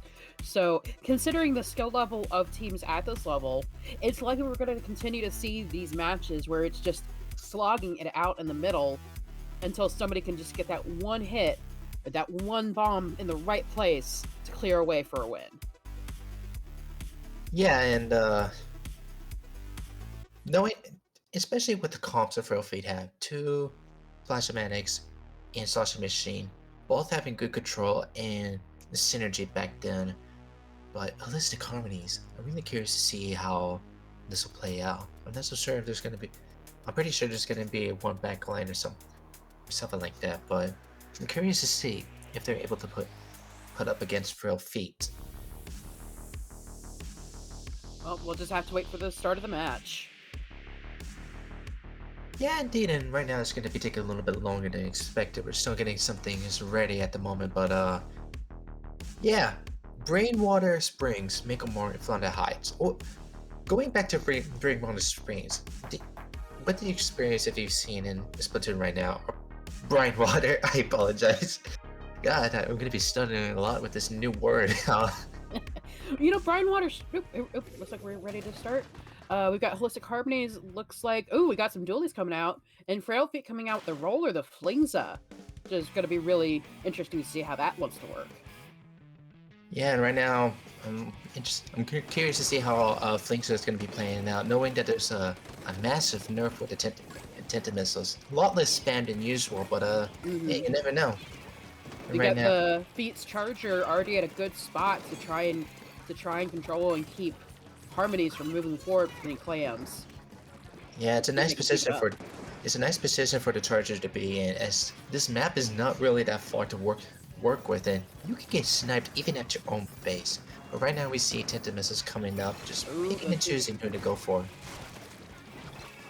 And right Let's see if now, the Flingza can. possibly they're gonna get a little bit aggressive with it, but they do go down by the Splash Shot Pro before Oh! a lot of snowballing right here. But hey, this is Brian Water we're talking about here. A lot of claim economy in favor of Frail Feet at the moment, but they do go down. But Slashing Machine does go down by the Dark Tentadualies. And that dualie's using that lower level there to flank up towards Beats' basket, but nobody with the power clam yet. Yeah, a lot of issues with the clan economy right now. There's a lot of clans to make a power clan, but it seems a little bit separated between Splashman and Flinza at the moment. But right now, it's just a Charger right now, just getting. And the Charger's got a real nice spot too. You can see him using that low wall to their advantage, getting some cover while they charge their shot up. Yeah, especially if you're dealing with a crab that can probably still take him from the other side of the map, but hey, who knows? We got Flinza with the power. I think the first power claim in the match. Ooh, splatted. Ooh. And I think they lost the clam into the water too. Oh, that's a tough one. Yeah, that clam bounced up to the grates, and then they're gonna have to try again and get some clams to make the push happen. And right now we're 2 minutes in right now. Still a 100 fight right now. Harmonies Splash-O-Matic getting their power clam ready to go. Oh, it's a shame Feet didn't have that clam right there. They would have had a perfect shot into the basket. Yeah, there would have been a perfect shot right now. It's just Slashing Machine, just getting some picks out of it. Quick gets a crab, and he doesn't get the crab. The crab is able to roll out of the way. Yeah. Harmonies now with the power clam. The crab, man. Just waiting. Looks like they're just trying to wait for a clear path to the center and to the other side, but not really wanting to risk it. Yeah, right now Frail is having a difficult time getting something. Oh, there he goes. He tried. He went for it. Oh, but he didn't make it. Yeah, Holistic Harmonies on the advantage, but Crab was able to push it back and says, nope, you're not getting that score. But we got some clans in the middle. We got the Flings that roll in to grab them. Is it gonna be? That Splash-O-Matic doesn't want to risk losing those clams. Yeah, but right now it's a lot of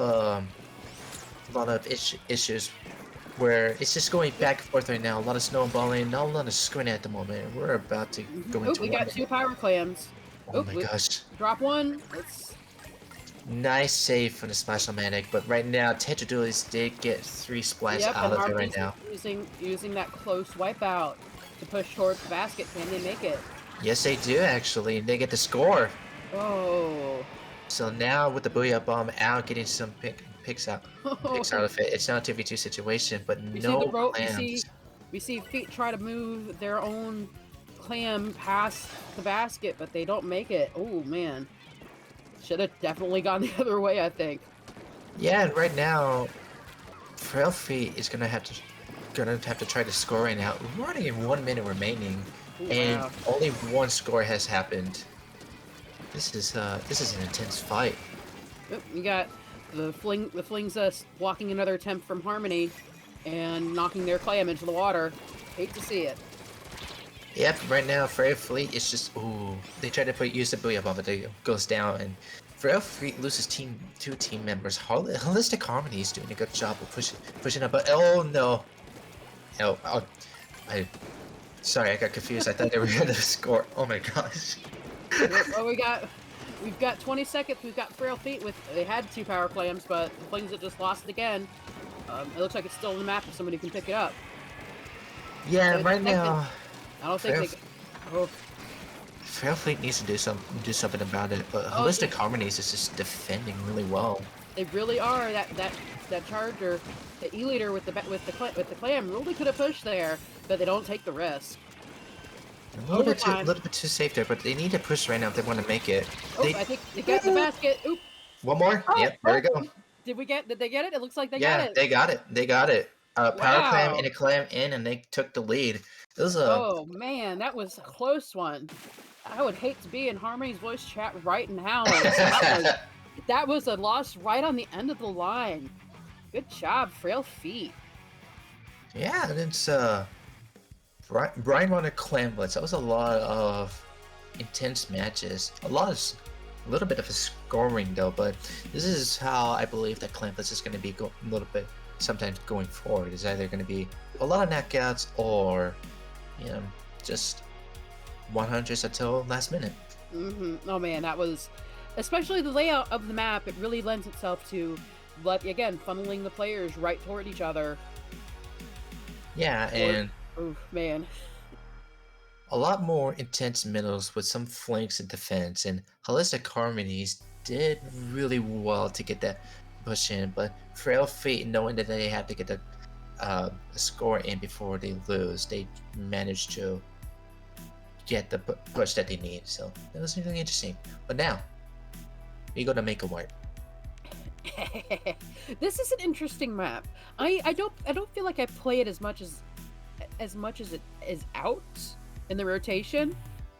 It's a very interesting map just because of the different levels and the different pathways you have to get around the map, get around it, and get around to the enemy to the other side. Yeah, and a lot of change. There are some changes to Make a Wipe, but Make a Mart, I do believe, is still going to be holding as one of the most intense matches happening in the Splat Zones. I could be wrong, but we'll have to see. But Frail Feet, I can tell they're having a little bit. They're going to have a little bit difficult time with Holistic Harmonies. Holistic Harmonies is pushing to their limits right now, and their comps right now is really interesting to see. Usually, with Frail Feet, some Splash-O-Manics and Slushy Machine, they were able to get some synergies out of it, but Holistic Harmonies, they are really, really pushing Frail Feet to their limits. Do you think we're going to see the roller come out again for this match from Frail Feet? Maybe possible. I haven't seen a lot of Tentamus happening, but I could be wrong. We'll have to see. But it looks like it's coming back again. Yep, there it is in the 10th attack. Ooh, and it Oh, looks like Harmonies pulls out their own roller, another flings. Ooh, let's see what they do with that. well, ladies and gentlemen, Tentamisos has yet to be taken down. 2 fleegs for both sides. It's a matter of who gets to paint much. Looks like Harmony might take the first control of the zone. Yep, there they go. And already 2v2, nope, Oh! 2v3. Oh, and Feet's crab tank coming in. Absolute Slayer moment right there. Getting a knockout by the charger, but you can see Junior right now just holding on to the bubbles right now. There's a lot of difficult situation right now as everyone for Frail Freight is putting pressure on it, but There they go. They take the lead. yeah, Frail Freight takes the lead quickly. Now it's a matter of just defending that zone as much as possible and getting the knockout that they need. Oh, Harmony seems to be real careful about coming in and trying to take control, using the crab tank to clear and paint a bit, but I don't think it's enough. We'll have to see, because right now it's really interesting to see. Harmony moves up. They've got their charger on the corner to see if they can keep control. Oh, that flings! Look at that flings go. Flings getting some pain, probably stacking up some Tentamus as much as possible, but gets targeted in the process. It seems like Frail Feet manages to get the capture. Ooh boy, that's a lot of specials being thrown at them. I think it was the Booyah followed by the triple ink strike, huh?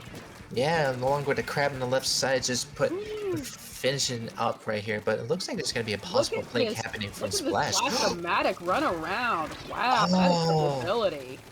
Nice first pick happening right there. Gets another one, but taken care of by Tentamus. So right now, seems like Flinza and Junior is going to be trying to take care of his own, but is it going to be enough to secure it? See, oh, Harmony takes control, but they are way behind. And have to see if they can catch up. It's a lot to take in now that the gap has become bigger, and first they have to take care of the penalties right now, but it may not be enough to get rid of it as Frail Fleet manages to turn that around. And Tentamus is being targeted by one of the teams right now. He's going up on the pushback Holistic Harmonies. They do. Slasher Machine does see one. Look at that. Ooh. Yeah. Here we go. 5 seconds on the penalty. And there we go. 40 seconds for Frail Feet. Let's see if they can hold it. Yeah, right now Slasher Machine is just checking out the ledge, getting some picks out of it, and a lot of teams from Holistic Harmonies are just going in, rushing into this zone right now, but Frail Fate just holding it back as much as possible, and it's possible. 5 seconds, they might have it. Yeah, it's possible they might get a knockout right there, and there we go. Oh, that was rough. Very nice indeed from Frail Feet. Two wins and make a mark at getting an easy knockout on Holistic Harmonies, but it's not done yet. We got one more going through. Harmony came out strong at the start there, but it looks like Feet got their stuff together and just went for it. Yes, indeed. And right now, I'm seeing Frail Feet managing to prove themselves that, hey, we still have the upper deck. And Feet sweep. Feet sweep. Feet sweep. Yes, indeed. But do you think they're going to try this again in Tower Control Flounder Heights? Ooh, that's a tough one. That's honestly a tough one. The flings, it's flinging the ink that it can flick. Excuse me, the ink that it can flick.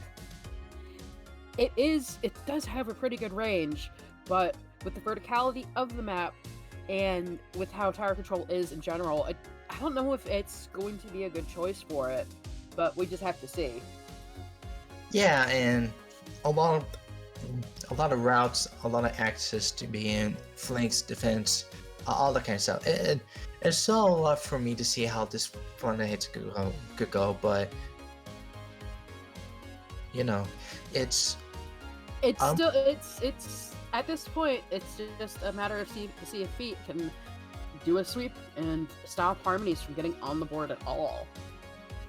Yeah, but maybe, but this showed them one more chance for Holistic Harmonies to take the win and to secure a spot, to probably secure a spot. But Frail Feet making some wins here, first round, and some other rounds I've been seeing in preliminaries right now. It may be possible for Frail Feet to win this, but can Holistic Harmonies get the second chance? Who knows? It's a real hard question to answer. We'll just have to wait for the match. Yes, indeed. And while now we're just gonna get set up and ready to go. But what are some things that caught your eye throughout the preliminaries? You know, I'm actually disappointed I haven't seen the Snipe Rider come out. I know it's probably not the best for modes like this, but it's a really interesting weapon. And I feel that if somebody can really get a handle on it, it'll be a really strong weapon for competitive stuff. It's a tough weapon, but I'm not so sure it's going to be happening here. Well, let's see, we're back in Frail Feet. The flings that comes out again. Not afraid of those towers. Carbon Deco. A Carbon Deco and a Range Blaster. That's going to be an interesting choice. Gotta love seeing a Carbon Deco in competitive Splatoon, but let's see how Squiddo takes it in Flounder Heights. Oh, and it looks like we got 3 checkpoints too, and let's see how they handle it. Well, I can tell right now the Tentamus come out. Tentamus is always getting some nice spacing, getting out of positions right now, but you can see right now both teams are just trying to push back the Carbon Deco right now before it goes down. Frail Feet is just going to be taking a push out of it. Flinks are really getting... Ooh, that fling is a... Yeah, that's X right there. And it seems like Frail Feet is going to be pushing up right there. It's see right now, Splash of Manic going aggressive with the crab right now. Oh, love to see it. Yeah, checkpoint 2 for Feet. Oh man, this looks like is this going to be a quick match, or is Harmony going to be able to grab that tower? Yes, a lot of picks happening from Frail Feet. Holistic Harmonies right now, but there's a lot of There's a flank happening in Slashing Machine right now, but it's now taken care of. It's just gonna be them going back right now with T-Tech just holding the tower for Flingset to get back in. But Carbon Deco is gonna be pushing up right now, getting the pick off of the Slashing Machine right now. Oh, we got the Tri-Ink Strike coming in. Oh, but Harmonies takes the tower. Can they get it back to the center? Nice pick from the Carbon Deco, and that is going to be the end of the push for Frail Feet right now. It is a big gap that they have, though, so it's going to take a lot of effort for Holistic Harmonies if they want to get that lead. Man, look at this Deco move. Yeah, man, I love to see the Carbon Deco making the efforts happen right now, and as you can see right now, it's just going to be the very first to get a skirmish. Wow, and you even get the first checkpoint. Did the Yeah. Rain Blaster on the... Ooh, and they dropped the Wave Mask, the Wave Breaker, too. Hopefully keep Frail Feet away from the tower. Ooh! Does go down. The range master does go down by one of the Frail Feats right now. As the Booyah Bomb pushes him out of the position right now. Now it's just And Carbon tower moves Deco. back to the center. Now it's just Carbon Deco staying alive and getting something out of it, but it seems like it's going to be having a difficult situation right now as gets one pick. Slashing Machine takes him down in a 1v1 situation, but doesn't seem like it could get anything out of it at the moment. Oh, never mind. I was wrong. I was wrong. Ooh, but the Deco goes down. Oof, before it can go on another rampage. Yeah. Oh boy. Alright, now we got Holistic Harmonies making a second push out of it. They did get the first check. Oh, never mind. They got it, but they got knocked right back off. Yes, indeed. And right now, it's just Flinks the roller. Just Oh, that Sloshing Machine is doing some serious work there. yeah, with some being the strongest person in the team, getting some picks, and making sure that everyone's in the clear. You got to rely on the Slashing Machine to get some picks out of it. Ooh. Oh, and here we go. The tower's already passed the second checkpoint again. Yeah, and Oh man, it is just going. It is not stopping. yeah, you can see right now. Try strike and Booyah Bomb coming in right now. Pushing. Oh, but here comes everyone. that Carbon Deco from behind. Is he able to get a... Oh shoot. Oh, is he gonna go? They Nice pick from the Carbon Deco, but wipe everyone out. else. See, Harmony taking the tower. And here's definitely a nice wipeout. Now the situation is Frail Feet has no more checkpoints. If they push again, they can easily get a knockout. And Holistic Harmonies is pushing everything they can to get something out of it, but they're having a difficult time right now getting a push out of it. That Sloshing Machine doing some heavy work. With not just the machine, but with their fizzy bombs. Ooh, but they get taken down. Yes, indeed. And right now, Slashing Machine is just being the first up to push out to defend, but does go down along with the T-Tick right Looks now. like Harmony gonna get it to the second checkpoint. It looks like It's just Flinksa. Where's the Flinksa? Flinksa, I see it at the left actually. They're going to be able to push through the second checkpoint. Range Pressure does go down. And T-Tech is going to be coming up right now. Trying to stop the tower, but does go down. They did get to checkpoint 3. Can they do this again for one more time? See, they're going to get the full second got of it. There's a 35 trade. seconds on it. Let's see if they can make it. It's Carbon versus Flinksa. Carbon versus Flinksa. Nice. Oh, the Carbon gets it. Oh, but gets taken out by the Tense attack. Nice push. The tower. Very nice push, but now it's 23-3. Holistic Harmonies does go down. It's going to be an unfortunate situation, and we got 15 seconds remaining. It is possible that Frail Feet might take this win out of it. Yes. It's still moving. Oh, looks like Harmony grabs it and sends... Ooh. A lot of push happening from Holistic Harmonies. But we are in overtime. Oh! Jumps on the tower. Enough time for Frail Feet to get on tower, even though there was one more person remaining. What a match. Woo! And that is going to be Frail Feet taking 3 wins against Holistic Harmonies, and that wraps up for preliminaries in It's Danger to Go Alone Season 6, provided by Off the Dap. Talk about a sweet baby. They were quick on... pun intended, they were quick on their feet. They really were. You can see a lot of teams going against Frail Feet, going at them at the fast pace, especially with Carbon Roller Deco. But Frail Feet, they're like, nah, I'm quicker than you. You got nothing on me. Do you think Harmony's regretting not bringing out that Carbon Roller Deco earlier? It feels like the skill behind that really might have won them one of the earlier rounds. Yeah, and It was really nice to see the Carbon Roller Deco. Being an ex-Carbon Roller myself, it was really nice to see that action in comp. But while we're gonna be still going to the top cut, this is where we're gonna be cutting off for our commentary. Yep, thank you for joining us for the It's Dangerous to Go Alone season 36 prelims. I am the War Queen. You can find me at Blue Conigan at Twitter, and you might occasionally see me on the Big Run if you're out there. And my name is Mr. Rookie. Obviously, I'm going to be on Big Run a little bit later, but you can catch me on Twitter at Mr. underscore Rookie underscore. On Twitter, I'll be covering some Splatoons, and if you're lucky enough, you might see me catch some feeds on competitive stuff. Hey, mine's mostly memes and art, but you gotta enjoy yourself, right? Yep, just gonna do what you're gonna do. But that's it gonna be for us. Thank you so much for sticking around for It's Dangerous to Go Alone. We will be right back with new commentators for Top Cut. Bye bye.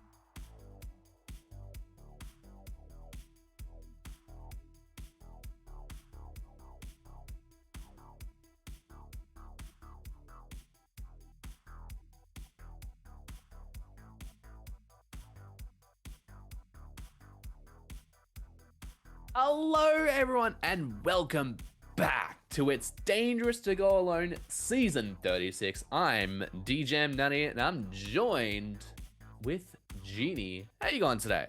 I'm doing awesome. I'm doing great. Great tournament. Great break from some big run, those freelance teammates. But you know what? These are freelancers as well, with all these pickups and free agents. It is, so in case you are just joining us right now, It's Dangerous to Go Alone is a free agent tournament open to any player from around the world, no matter if you're in whatever country or whatever rank. As long as you've played the game, so you know how the ranked modes work. That's our minimum requirements. So it's generally helps to know though how you're playing the mode. Yeah, I was gonna say you should at least have rank modes unlocked. Is that a bar that you want to set next time? For no, the bar's already set that that they have to have. I think it's C- or whatever they've played. Oh, snap. You have to have played. You have to have played. That's if you played the game, then you can qualify. Like that's a pretty easy qualification, if you ask me. That's yeah. The funny thing is, I know some Samurai people that have 9s on Samurai that don't actually have the rank requirements because he plays Samurai all the time. You know, that's what's beautiful about this game. That's why it's the best This is why this game is the best multiplayer game, because you don't always have to play ranked. You can play Turf War, you can play Salmon Run, you can play speed runs on single player, and I haven't met anybody that does table turf only yet, but eventually that will be a thing. Once we get our table turf tournaments going, then yeah, once we get that, maybe we'll start seeing it. But we are going to be diving straight into the top cut. So this is now, instead of the play all threes you're having in the prelim race, is now a best of 5. And the first game we'll be seeing Frail Feet versus Economy Evasion on Mincemeat Metalworks for Rainmaker. This map is very, very chaotic with where the Rainmaker is positioned after its checkpoints. That if you're standing in mid and have the Rainmaker shield pop, you can take that left path over the grading. It is a lot more dangerous and honestly the weaker path, unless of course you have a weapon that has high mobility with that, with like as a splatling who can run across really quickly. Like a mini could work out to go left side, but most of the time, I want to say 98% of the time, you want to go right side. Even if you get 4 down, right side is way safer, and it takes a lot of specials to knock this mode out. Definitely, like if you're taking the left part, you almost need to take drugs to the amount of run speed you need to cross that grade quickly enough. Or just be me and play Zimmy, and then it's like, oh, immediately. I actually play ball. If I know the other team doesn't play Charger, I play Ballpoint here because it gives my team the option. It gives me Fizzy Spam, gives me Inkjet because Inkjet's actually really good at defending. Because you get to go over that uninkable wall. Like if you're defending and you go to your spawn, go left, that big wall, you can stand on that, rain tear from down, rain fizzies, have an Inkjet. It's actually good, but the problem is if the other team has an Needle-Litter, you just say GG, go next.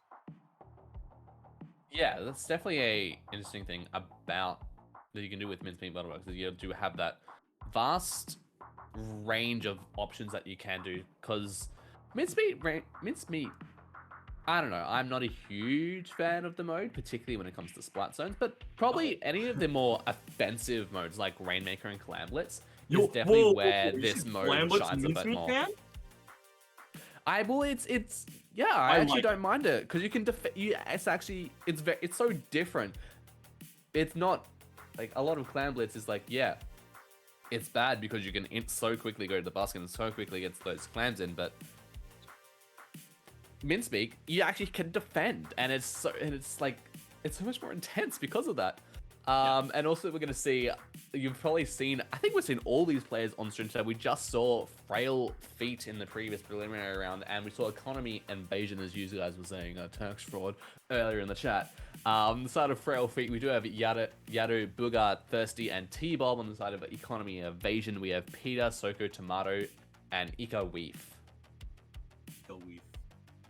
I'm just gonna stay with Weef because I'm gonna forget the eco part. That's fair. I want to pronounce the names as correctly as possible, though. That's always what we strive for here. Yeah, I'm looking back at the remainder of the set, and when we get to see, I can't remember exactly what weapons are. There's so many teams, and they can swap up between maps and modes. I do know that this, if I'm looking at this right here, right now, if you have an E-Leader player in your team, I'm looking at Hagglefish Rainmaker, I'm looking at Mincemeat Rainmaker, I'm looking at Museum Zones, and I'm feeling really good. Undertow and Mako, if you have a machine player, you're going to go wild. And it's really going to come down because machine goes down well on Mincemeat as well. I feel like this can go two ways really quickly. And that game one is extremely pivotal to more so than normally looking at this set and what weapons can be strong here. And we're seeing, quite an interesting comp being with the Splattershot Pro being the longest range weapon from the side of the Economy and Evasion. And then on the side of Frail Feet, we do have that Heavy, which is definitely going to provide that bit of backline, as well as the Splash is going to provide that grab. We're seeing the Flinger here does get those 10 missiles charged up well and truly very quickly. Going to lock on to the enemies, and they're going to also take out Peter. And the Blaster goes down as well. That's a great start as the Flingers here. They're just looking to continue on getting those picks and getting that path painted up to the first checkpoint and ready to clear it. Economies are trying to get this Rainmaker if they can get that big dunk here, but they won't. The range bus is able to shut it down with the help of that Wave Breaker as well. This is looking good for Frail Feet. They're trying to defend this. 2 down on both sides though. The pop has come through. Soko's looking for mid, tries to find the forge, can't find it. No, they do. Actually, that was the Splash. Now is going to be able to find that forge. Ooh, good job. Now this is going to be a swap up here. Yeah, that was a great 1v1 there. A lot of movement, good movement coming up from both players. We're seeing the Crab come out from the side of Economy Evasion as Peter is holding onto that Rainmaker, looking to advance it onto the checkpoint and take that lead. But with the Beyond Bomb and going straight onto the Crab, that's going to take not one, but 2 players down. And now we're going to allow Frail Feet to get the counter push and head straight for that checkpoint and clear it. Puga's 4-piece there was able to secure that checkpoint. Even though it was so far away, it was so beautiful. And this pop's coming through as well. Frail Feet, their push is not quite done yet. They've got so much good positioning here. If the Splash can find the Heavy, Weave goes down. That's dangerous for Economy and Evasion. But they've at least been able to stop this Rainmaker. But they just have to get this Splash out of their spawn. They won't be able to. That's a wipeout. Crab is going to be very close to being ready. But the Rainmaker, can they get it through? No, they can't. But they are stopped at 9. Shadow absolutely slaying with that Splash. Unfortunately, they do go down along with the machine, which is now... They were just waiting. They were just waiting, but they managed to avoid it, and the Rainmaker gets reset back to the center of the stage with soft... Oh, there we go. There's the soft wipe against the Frail Feet, which is now going to allow Economy Invasion to start getting that turf back, start getting their special charge, and allow them to get the counter push underway. The problem is T-Bob got 2 kills in a spot where you shouldn't be able to get 2 splats out of that situation. That stalls Economy Evasion for so long. Now that they've lost their Heavy as well, it's in a trade situation. This is going to keep stalling them out. There is time for them, but they haven't got this first checkpoint down. So I feel like it'll take a lot of work for them to get there. It is going to take a lot of work, and they're looking to eye it up. And with 3 players down on the side of Frail Feet, this is now Economy Evasion are in a good position. But now Economy Evasion, I just said they had 3 players down, but now they're the ones that are 3 players down. It is absolutely a dogfight at the moment. We're seeing this sloshing machine try and go against the other sloshing machine. They're just managing to jump out there, and now they're just really looking to get that turf, get that control back, because once they have control of mid, you can really start getting that offensive movement going. We're very, very close to being, well, we're under 2 minutes now here. The machine's trying to find some good fizzy bomb spots, but they are going to be punished by Tomato's ranged flasher. Throwing those, that's a funny weapon to think about, a tomato lobber. It shoots explosive tomatoes. Think about it like that. It does, and it's just coming out. We're seeing now the large blast. Yeah, you broke me. It's done this for too long. We're now seeing the range blaster is just trying to push off the members of Frail Feet, and now Economy Evasion, they need to grab that. They're all managing to grab that Rainmaker just before it expires, but the anchor just coming up is not. They just didn't have enough cover fire, and Kelp did get that splat onto T-Bob. We've been in a good spot if they can stay alive here. If they don't try to use Pro though. Ooh, and jumps are gonna be in. Soko gets 1, gets down for the trade. The advantage though is kind of in Economy Evasion. They're kind of set up here with the Rainmaker on this right side. And Frail Feet, their defense is looking rather frail. It is a bit, but now as they've gotten to their respawn, they've gotten a bit of turf back, and they're now looking up to set it out a bit more strong. But now with that splash going down to the crab, another player going down, they're getting caught out by the ink. That Rainmaker is going to reset, and they manage to stay alive. That's a good decision to back up there. Now that's going to allow them to get a bit of jumps, allow them to get a lot of turf well, and that's going to allow them to keep that bit of special they had charged up ready for when they fire that big bubbler. Crab Duel was exactly what changed that fight and allowed Frail Feet to stay in it. They've lost their forge now. They lost their flings. The machine's trying to stay alive. Big bubbler is out. Now it's just going to be the crab wielding splash. This is Economy Evasion's time. Their only chance. They're going to be going in overtime. They've got good space on the Rainmaker. They've got the members advantage. They've got the crab at the ready. How far can they go? Can T-Bob come from the back and get one? Yes, he gets one. They get another one as well. Oh my gosh, the flank and the assistance of that machine's fizzy bombs. Huge pincer coming out for Frail Feet to stop Economy Evasion's push in overtime. A great showing of teamwork. They're getting that pincer attack. Can be extremely hard if you're not ready for a pincer attack, and especially if you're holding on to that Rainmaker. So a great first game coming out there, getting awarded to Frail Feet. I talked before about the maps and how I felt like this game one could go either way depending on what team comps they were rocking out. Machine is really strong on Undertow Spillway. But another weapon that I believe is strong that hasn't seen much usage on it hasn't seen much usage anywhere, realistically, right now, is Heavy Spotting. Undertow Spillway Clam Blitz is very good. There's good Waybreaker spots, and you've got good range positions, and you just are so oppressive on the high ground glass or just walking down the middle. This map is either way right now. I would normally say the short range comp without the backline, but it's not a charger here. We don't have a charger. Yeah, there was interesting to see that there wasn't any charger. The longest range on the side of, I can't believe, which team had the heavy? Was it?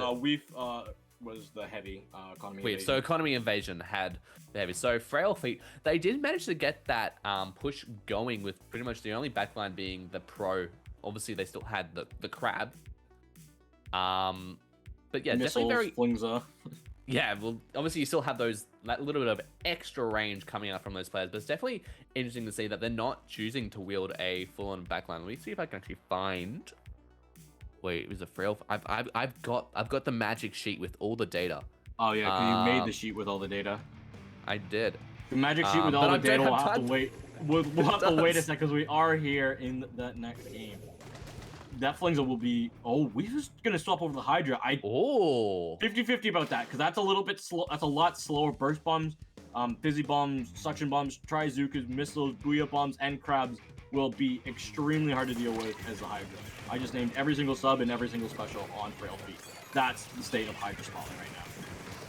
Yeah, Hydra's going to definitely need to deal a lot of this damage. And now we're going to think, oh, gets that splat onto Booga here as Economy Invasion looking to get with the Flingza. Crush! Does the crush. That's a rare sight to see a Flingza crush now. And Frail Feet, they do have that bit of control over mid, but they do need to get a lot more control going and get a few more specials onto the board. We do see that they do have that power plan and they're just looking to get it, but none of the two members going down.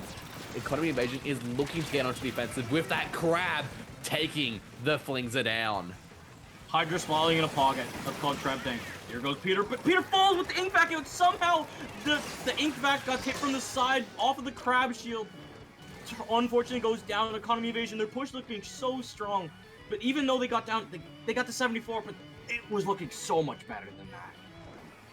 It was Frail Feet managing to say, hey, we're not as frail as you think we are.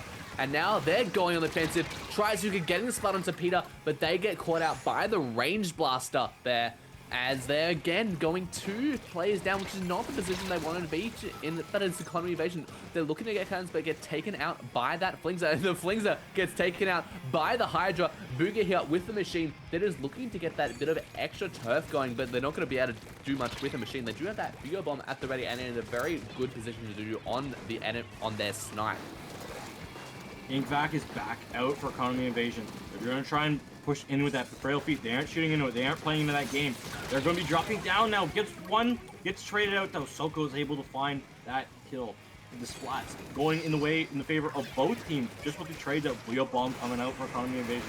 What can they do? What can they find with that? They find 2, and this should be a good start for their push.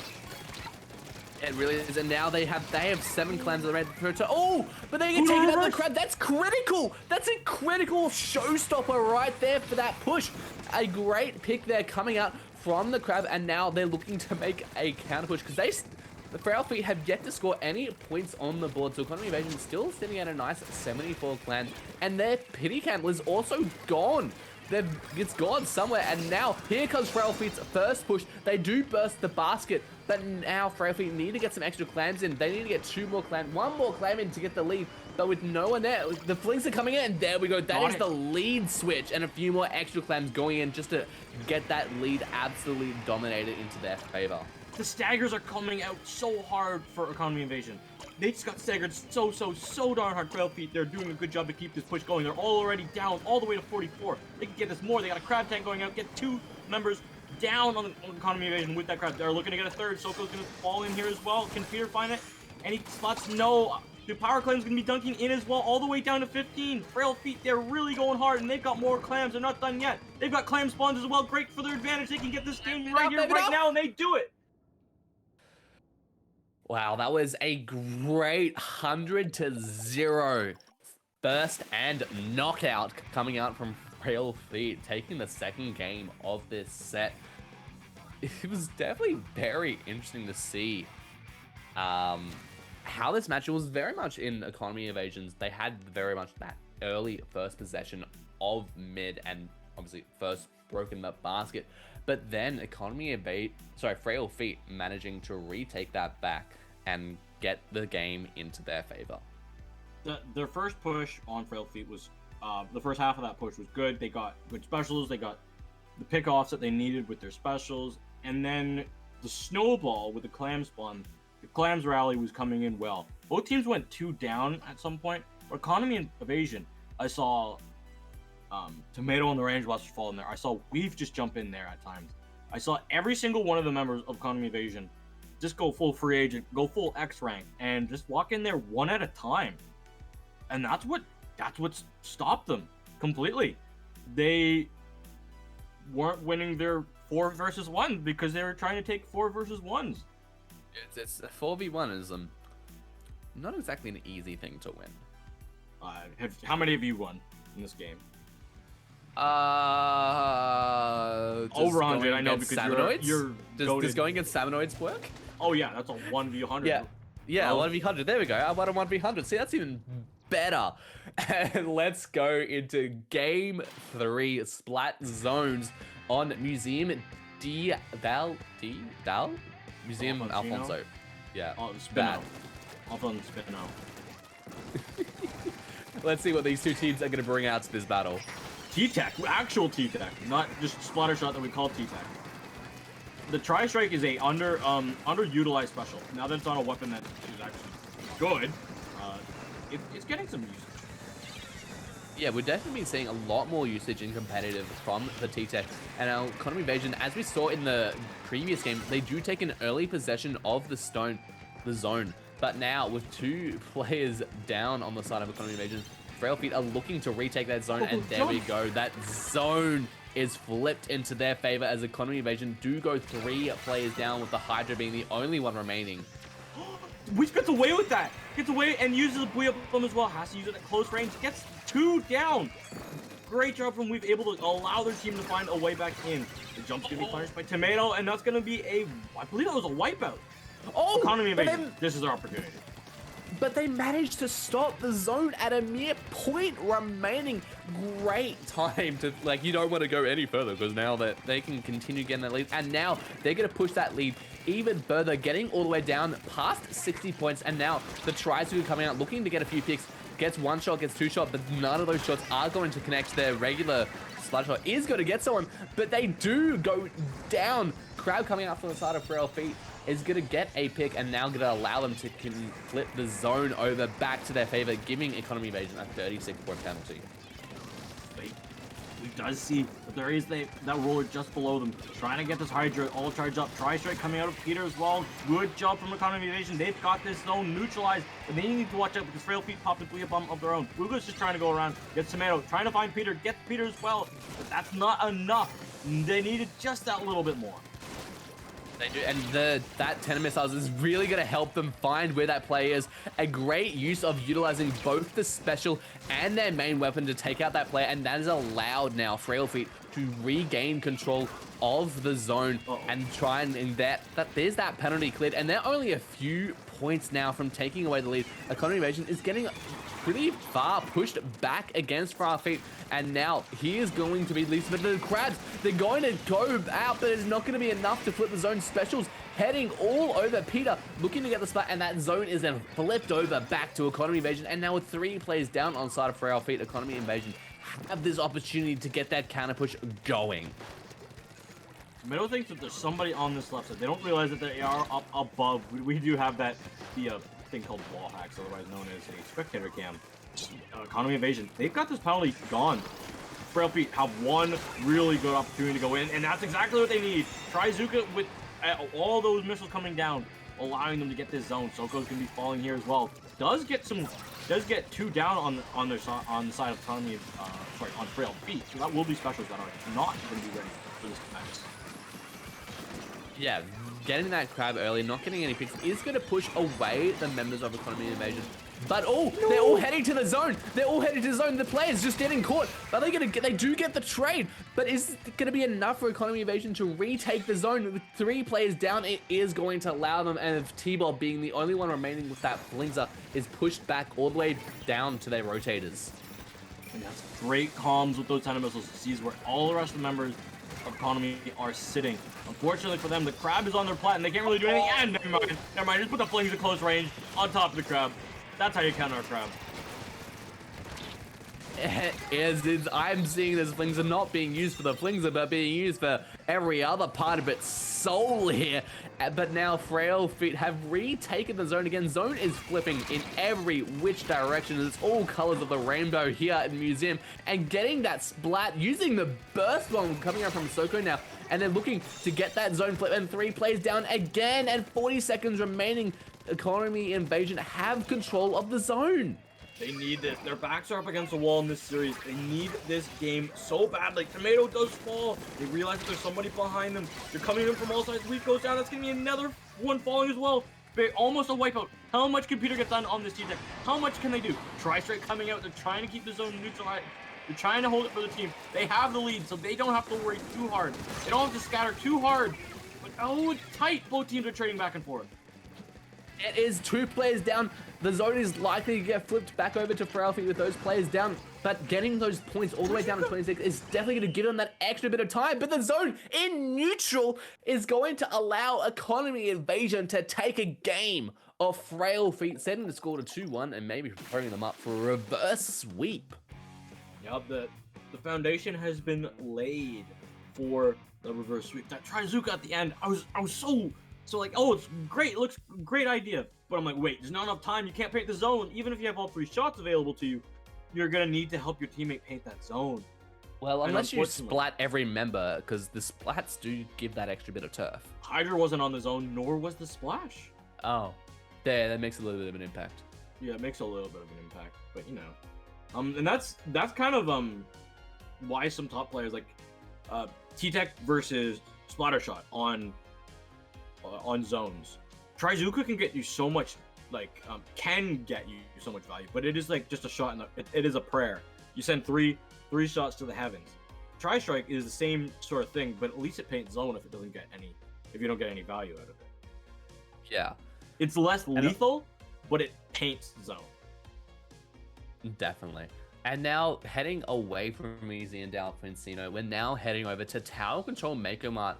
This was in Splatoon 2. This was absolutely one of my favorite map mode combinations, particularly since I had the Tri-Slosher. It's a really good map for sloshers. It is. Machine always loved it here. It has no, like, I'm just thinking back to when it first came out in S2, with that Stingray when it first became Stingray meta, and then when Machine got Kensa with Fizzy Bomb, it was good. And now that it has same kit as Kensa, except instead of Splashdown, you have actual thing. Machine has always loved it here. So have the other sloshers. The only slosher that hasn't enjoyed tower control is probably Explode. Even Blob has gotten use. Yeah, you can really use a lot of control, and we do see that machine come out for the side of Frail Feet, but the blasters also do have a lot of tower control capabilities, managing to have that radius, so that's that range blaster you're seeing come out from the side of Economy Invasion, and we're seeing the Hydra also returning again from the side of Economy Invasion. I'm not overly surprised Heavy doesn't have a very much value outside of the actual weapon itself. It doesn't have a sub, and it doesn't have a special that can do anything to tower. Definitely. And we're now seeing this early push come out from the side of Frail Feet, which is kind of thing you'd expect them to see, given that they have a very much of a front line comp here, with the only backline of any form being a flingser, which a roller isn't generally what you like to be putting into your backline position. The flingser isn't the backline. We all know it's the 10 of missiles. Come on. The missiles, true. I'm sorry. I apologize. But now that tower is going to slowly go back to mid, and we're going to see the Junior here looking to try and get that spot onto the T-Tech, but the T-Tech are just backing away, going into safety as Economy Invasion look to clear that first checkpoint. Oh, Crab avoiding missiles, avoiding everything, and they do take the lead and clear that first checkpoint. And with 2 players down on the side of Frail Feet, that's looking like it might be even further push. They might be able to get further, but it's going to be difficult. Soko falls from a little bit of a flank angle. The rest of the members of Frail Feet are just trying to scatter around. You see the splash going in, gets Tomato as well. Sees the Hydra, sees Weep, but it's going to fall to the Booyah Bomb. No! No, such an unfortunate way to go. Oh, they got all of that splats, but went down to the Booyah. That's not the position you want to be to. 10 missiles again coming out from the side of Frail Feet, gonna push and displace all the members of Economy Station, especially to note of the Hydra, because if you can move that Hydra away from critical positions, it really is going to allow you to make a very offensive push as Frail Feet do head to the first checkpoint. Bomb going onto the tower isn't going to move Booger away, but they do clear that first checkpoint and take the lead. They got the lead. Tomato's coming in with that range blaster. It's just going around for tower, but gets picked out by that jump on that shot.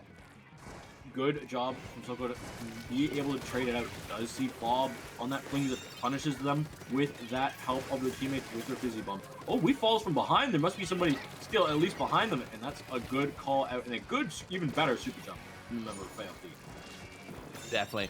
If you know you're being spotted, you better back out of there. And here comes the Crab coming out from Economy Invasion, looking to move and displace those members, just trying to find any players they can to get that spot. And they do see all the guns, but they get pincered out on top of the aisle there as the Crab again comes out in retaliation from Frail Feet. What I need to see here from Economy Invasion, if they want a good push here, is they need a good pop-up right here. They got 2 spots there from Tomato. As long as they can see their back and don't fall to the shot, to this splash over here, this could be really good. This is looking really good for them. Wave Breaker's going to cause a lot more distraction. No, somebody needs to push a tower. I don't know about you, but you got 3 down and a super jump out. You need to be pushing that tower. And pushing the tower, they are T-Bob here, just trying to get away from the turf that was fired at them. Weef is on the tower. Is that the lead? That's the lead! The lead is now switched over to the side of Economy Invasion, as now they're all the way down to 47. They do have that Crab at the ready, which is going to move them away, but they're just trying to avoid all the pieces of turf that's being thrown at them. And with 1 minute and 20 seconds left on the clock, the game is starting to wrap up, and you're going to be considering, when am I going to be making my final pushes, or am I making a final last stand? They should go. That is the time you're thinking of it. I think they should go now. They got the advantage on the junior. They've got some specials at the ready. You want to just pressure them out now, especially now. You really want to start going. You force that Hydra away. You force that Crab to be used. Hydra and Crab have been used. The Booyah Bomb is going to come out to stall. Ooh, this is going to be difficult because Economy Invasion, they still have some members alive. But this tower, remember, there's no checkpoints here. They could just get lead right here, right now, if they're not careful. There's that lead switch, and with the flingser jumping in, there we go. That is a soft wipeout coming against Frail Feet, and now Economy Invasion. They need to get turf, they need to get specials, and they need to get splats going if they want to get and try and move on into the grand finals. Because if Frail Feet gets this, because that's Tri-Strike. That'll be Tri-Strike. Tri-Strike is gone. There's only going to be Booyah, and Booyah can be survived by the other Booyah, and it can be survived by Crab. They need to start going. They need to stay on tower. There's a member of Frail Feet just charging around. Booyah Bomb's gonna be coming out. What do they have to defend? What do they have to live? How many members are gonna fall? None! They're running! No! The beer bomb getting thrown is going to move all the members of Economy Evasion away from the tower, and Frail Feet jump onto it, securing themselves into the grand finals. The placement of that Booyah Bomb, allowing the member of Frail, I forget who it was on the side. I know it was Booga who threw it, but I don't know who jumped on tower. I couldn't see who exactly jumped on that tower. But there was pixels. There were pixels ahead for the member of Frail Feet that jumped on it. Because Economy Evasion, they were ready to jump on it. They still had their members alive. They still had some specials at the ready. But that Booyah Bomb placement was immaculate. It definitely was. What a great set coming out here from the side of Frail Feet and Economy Evasion. Thanks so much, Economy Evasion, for playing. Hopefully you do submit your tax returns this year. The government would greatly appreciate it. But Yo, I see Soko in chat. Soko, your plays there, I gotta say, were beautiful on that splash. Some of your crab usages were really good at securing space for your team and allowing them to get in. If you guys want to see how good players use crab, watch some of that set from Soko, because they did a really good job at allowing their team to have some space. Absolutely. But as we set up for the top cut, which will be Frail Feet versus the Brief Beaks, that's going to be very shortly. But while we get set up, don't go anywhere. You're watching It's Dangerous to Go Alone Season 36.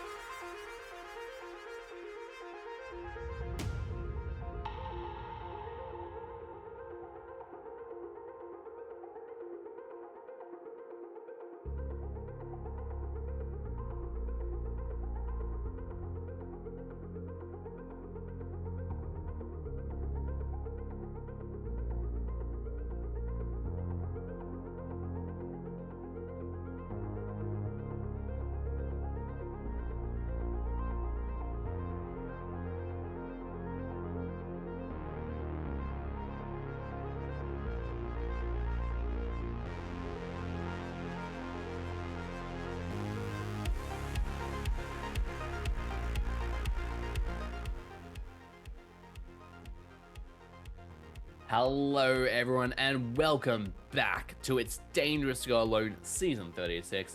I am DJM'd, and I'm joined by Genie, the Grand Finals. Yo, grand they are indeed. Why are they grand? Because we're here, all the way at the top. Final two teams of this power bracket. What is the prize? Not the Triforce of Power. I wish it was. I wish it was. You know how much power you'd have with that thing? Well, you know, as a reward for if they do come out on top of the power bracket, they do get, if you've seen the Sendo badge. Oh, those are nice. It's a Triforce. It's a triangle. Yeah. But it doesn't grant with Is there any wishes? It's just an NFT. Is it really an NFT though? Because we're not. I'm not taking crypto. I'm sorry. Okay, I'm not a sellout. I guess Not it yet. is an NFT, but that's what I've had people refer to it as the Sendo NFTs. But to get as many of them as possible is pretty awesome. I've never seen anybody with the full rainbow, like every single badge possible. To be fair though, I think that's actually impossible. No, Because you'd have to start at entry level tournaments, win all of them, and then Oh, win snap, I mid levels. forgot. Yeah, you have to win- can't. because like there's like Minnow. Is there Minnow Cup on there? And then you also have to win. Well, like, there's low ink. Oh, low ink is one. So yeah, you have to win low ink, and then you also kind of have to beat teams in like 20xx and like super jump, and Actually, then I'm also gonna put- win lands. I'm gonna put a challenge out right here and now. If anyone can get a full rainbow of every single Sendo badge, I'll pay you $100. That's it, bro. You have to beat Starburst. You have to beat you have to beat Kings. You have to beat Melon and Clicks and the rest of the crew. There's no shot you're gonna get that. I've got a budget, okay? There's a reason we don't generally have prize pools here at IGTGA, because I have a budget. I have limited amount of money. I can't just go, hey, here's $1 million. Yes, I was gonna say. But anyway, regardless of that, we are going straight into the grand finals. Brief Beaks versus Frail Feet here on Clan Blitz, Eel Tail Alley. Yellowtail Alley, it's a beautiful map. It looks cool. Clan Blitz plays out very funky. Yeah, I'm very interested. The 7 coming out in that custom junior, not a weapon that has seen a lot of usage, but it has got a lot of hype. Definitely, and we're gonna now see that again. They definitely want to use those 10 missiles and charge them up quickly. That seems to be a common thing we're seeing out from this Flingser roller, getting all those missiles and targeting the members of Brief Beaks, and that does allow them to know where all the members of that team are. Getting that junior down, who did have the power climb as well as the splash. This is now going to really allow Frail to get that turf control going and get that movement going, and they're going to and making an early push as they hold a collection of 11 clams. We have bomb coming out from both sides, but no, the one defensive we have from Beaks hits the post. The defensive posture from Beaks is not holding up so well. But the clams, they're not all that favorable for Frail Feet. No, they only have 13, which isn't a whole lot if you're looking to make an offensive push. They do have the crab at the ready, and with that other power clam, they do know where they are. They're just going to try and do that damage to them, just to push them away. But they also see the members on the other side of the bridge, and now they're just trying to avoid all the manners of turf and all the damage that's coming out towards them. Now, Frail, they do hold 16 clans against Brief Beaks 9, so now they're looking at getting that offensive movement going, getting down the junior, but now the flings that goes down. Oh no, No, they're still alive somehow. Oh no, I spoke too soon. Yeah, I was gonna say there's some people swimming around in front, behind them, every which direction. The crowd is gonna come out from Frail Feet. Yaru's gonna be able to shut that push down just for now. All these shooters, all with all the scrappies and all the bombs that they can throw, are really slowing this Clan Blitz game down. This is usually not how this map goes. No, absolutely not. And now we're going to see Brief Beaks is making the comeback. They're getting that turf control back, and now with 2 players down. Sorry, make that 3 players. Make that a soft wipe. That's going to now allow the Brief Beaks to get that initial clam in and get a few extra points in, sending the score all the way down to 56 with a few more clams coming up. We're seeing Sam and Marks over there. They do have a clam at the ready, but they're just pushed away. Sam does get... Oh, no, they don't get the extra clam and get taken out instead. A trade between those 2 players as the clam basket does get closed. We're gonna have to remind everybody there are 2 Sams on Brief Beaks. So when we say Sam, you'll understand it. You'll see one's on the T-Tech, one is on the Splash. So it'll get fun. We'll be saying Sam a lot this game. It's Sam run. It's Sammy run. It's like Big Run, but Sam. Yeah. So if you say go Sam, you're going for 2 people at the same time. Yeah. Well, Marks is gonna be following Frail feet. This is an opportunity to go in. They have to watch out though, because there's still some members of Beaks that are trying to defend this. That jump is not gonna be close enough. It's gonna be camp. Luckily, the power clam is able to get into the basket, followed up by another one. We've got a couple more, 2 more clams, and then Frail feet will have their lead. Right coming out. More clams are in. Lead is in their favor. Defensive. Oh, Waybreaker is out. The power climb has been stopped. Sam stops that power climb going in, but not able to stop it from going in for a second time. Members of Frail feet are falling left and right, and the super jumps are out. That will signify the complete and utter end of that really good push. Yes, getting their first push all the way down to 31, not only taking the lead, getting 3 power clams in that as well.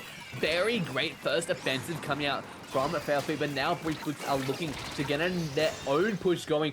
Power clam, it does go in there, but they're not going to have as much turf control. 2 players are the only members that are left alive. Make that 1, as a few more clams do go into the basket, but that is going to be the end of that push coming out from the side of Brief Beaks. Is now Frail feet. They're looking at getting that turf control. They're looking at picking those clams, and they're looking at getting that special charged. They grabbed their pity already. Brief Beaks did. Brief Beaks did. That's a little bit interesting, because they didn't grab it at the end of, like, when they had some opportunities for super jumps. They will be trying to get that in, because if they can get that in, that sets them up really well. They've got the crab, they've got the Booyah Bomb, they've got some other things ready for them, and if they can get these members of Frail feet down, that'll be massive. It would be absolutely massive. To get the lead, they do need to get that power climb, as well as 4 additional clams in. With 20 seconds left on the clock, they are starting to set up themselves up for that. And there goes the power climb. The basket is broken, and there goes the extra power. That is the lead switch all the way down to 22, but now with 3 players down on the side of Brief Beaks, Frail feet, they've picked up their pity climb, and now an extra one is spawned, and they're looking to make their own push. Overtime is time wherein the power climb goes in. 2 players down on the side of Brief Beaks, and now they're looking to get it, but the Splash has the only one that has clams in. They need one more clam. The jump is coming in. 2 jumps coming in, and they're just gonna... There it is! There's the clam, goes in just to the jump, and that is the lead. Taken I saw the back. jump, and they couldn't shut it down. There's no way you could shut it down that fast. The rest of the members of Beat Freaks, they were looking forward. They had to look back. They didn't know the jump was coming. I don't think they would have got it anyway, because that single clam can fly so fast.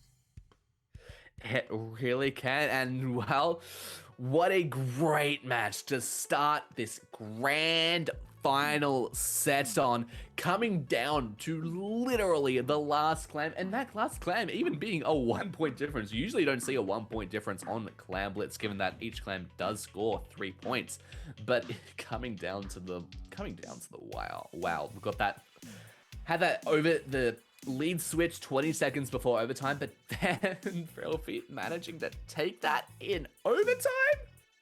Holy! I would like to come up with a slight update with the Sendo badges thing. I know it's hard to get all of them. There's a couple like things that we have to go over. First of all, in the zone 1 through 9 is separated from 10 through 19 and 20 through 29. So you have to have won those early on. You also have to have won low ink. You have to have gone to the Splat reunion for the UK. You have to win divisions X through 9. That's X 1, 2, 3, 4, 5, 6, 7, 8, and 9. And multiple brackets of majors. So Yeah, it will it's never very. happen. I No, will say it's- it here and I'll say it now. It will never happen. Okay, can I then confidently say it'll get? I'll give $1,000 then to whoever choosing Yeah. they have all of them. Legitimately, Sendo, if you give yourself all of them, it doesn't count. Oh, and then over on Apple, you've got the Girls Duo Cup. So that also eliminates 70, Men. 80% of the people that can play. All right, let's dive in to the second game of the grand finals here, and we're seeing that Flinker does come out again, and then look, charge that up again. Obviously, Autospec, you know, loves to see people who get specials quickly, and there we go, missiles onto the zone, and also to note, this is brine water springs. It is so quick and so easy to get to that tiny zone. They're already getting that lead over to 84 points remaining and getting 1, 2, 3 splats on the side of Frail feet, which is gonna allow Brief Beaks to really gain a lot of control over there and push up. Double into wave Frail breaker. Feet's face. Double wave breaker is something that I haven't really seen. I haven't seen a lot of usage on this map. I haven't really seen this map too often. All I do know is that Elior is good here. Custom Junior is good here. I know that Flinger is kind of just good for missiles everywhere. So I really want to see what these teams can bring out with it. The defensive posture will always favor Beaks. This is their map if they want to play defense. Definitely. But it's going to be with that Elior. Oh, but getting the splat onto the crab, that is a really good move. And the splat, getting splats onto both of the Sams there. Sam lying in the graveyard now as Frail Feet do retake the zone, cleared their penalty, and looking to get some few points, more points on the board. This lead is looking very dangerous to be swapped over. Both teams have crowds going out. The members of Frail Feet though on the front line are going to be falling, but the rest of the front line for Beaks are going to be falling. Both crowds getting a lot of work done. These zones are so close to being flipped over, and oh, Frail Feet get it. They get it. They can get it down to 1 point. That's all they get for the penalty. Gets applied. Oh, stopping it at a mere 1 point remaining. You're seeing how close these games are going back and forth. The Bio Bomb is ready from the machine here, and they're popping it out, and they're gonna aim it at the only bit of the zone that's uncapped, and now gonna allow them to put over 2 players down on the side of Brief Beaks as the machine sees the players, but they're not gonna advance. They're gonna keep and stay in a safe distance away, allow them to retake the zone, as they need to clear that penalty before they retake the lead. But the crab coming out from Brief Beaks, as well as the triple ink string, is gonna off guard there as that lead is flipped, but a wipeout is what is the cost of that lead switch. My goodness, both these teams just slaying out back and forth. That sniper able to get the shots down, marks from so far away, just showing the range of the Elior and why people use it and why it's so dominant in this game, and why the entire meta is meant to counter it. Definitely, and there we go, a lead switch once again, and the Flings that they know that Elior is going to do damage. A great use of the 10 missiles to get them away from that. Triple Ink Strike is ready from the T-Tech, but they do get taken out by BB's Custom Junior there, and now Brief Beaks are looking to continue on their lead and going up and pushing up real hard into front. I like this. I like the aggression. This map is so easy to just touch the spawn doors, and the spawn doors are actually really good a really good choke point to a hole. It's so hard to break out, but unfortunately losing so many members right there is going to be very difficult. Triple Ink Strike should be able to flip the zone. No, it doesn't. One of the tri-strikes misses the zone. This is dangerous for Frail Feet. They need to live here, and they need to get these zones. Oh my gosh, it's going to be tight. 10 missiles on zone. T-Bob, can you live? No. They get taken out, and that timer is just going tick, tick down, and only 13 seconds remaining. We're seeing this person here, but they need to do it quickly. They get the one spot. The zone goes into neutral. They're looking to get it. Players heading in. But it's just a fight over zone control. Oh, 2 players down. The Bio Bomb heading straight into zone. Is that going to be flipped? And there we go. That is the zone flipped over to Frail Feet's favor, giving Brief Beaks a 50-point penalty. The 50-point penalty is important, but it's not everything. They just needed to stay alive. They just needed to stay alive in that situation. And unfortunately, the tri-strike is going to hit the wall. Unfortunate for them, and Sam's going to find that with his spot bomb. The triple ink strike coming out in retaliation from Beaks is now going to allow them to retake the zone, start working on that penalty. But now with 25 seconds left on the board, they're looking at setting up a more of a defensive maneuver here. They're not too concerned about that barrier, as now they're just trying to get the splash, trying to get the people away from the zone. 15 seconds left, and they're really starting to set up here to stop Frail from touching that zone. They got. I don't think it's gonna be so tight. It's gonna be so close. They have to get in there. It's neutralized, but you have to cap it. You can't just neutralize it. And unfortunately, T-Bob runs out of ink on that zone. Beaks able to take this game 2 and sending us to a tied series. Wow, what a 1-1, and you can, if you've seen these first 2 matches, you understand why this set has gone this way. These teams are so close in their matches, and we're seeing it. And now we're going to be going to Museum D'Alfonsino on tower control. I love the E-Litter pick. It proved to be valuable, very valuable to the Beaks' success. Museum, tower control. E-Litter can have a good showdown here. I'm looking later on in the series. Sturgeon is good for E-Litter, but I don't know about Clamblitz. Inkbot can be good for E-Litter, but I don't know about Rainmaker. If I'm Beaks, I'm looking at the tower control game. I know as a player in that situation, you want to be looking just at the game, just in front of you. You don't want to be looking down the series. But here in the commentator's booth, we want to set a good storyline for you. If the Beaks don't win, if they don't win this game 3 here, I feel like the series could be over. But it's not over for Feet if they go down in a 2-1 hole, because these last 2 maps can go 50-50 with the comps that we've been seeing.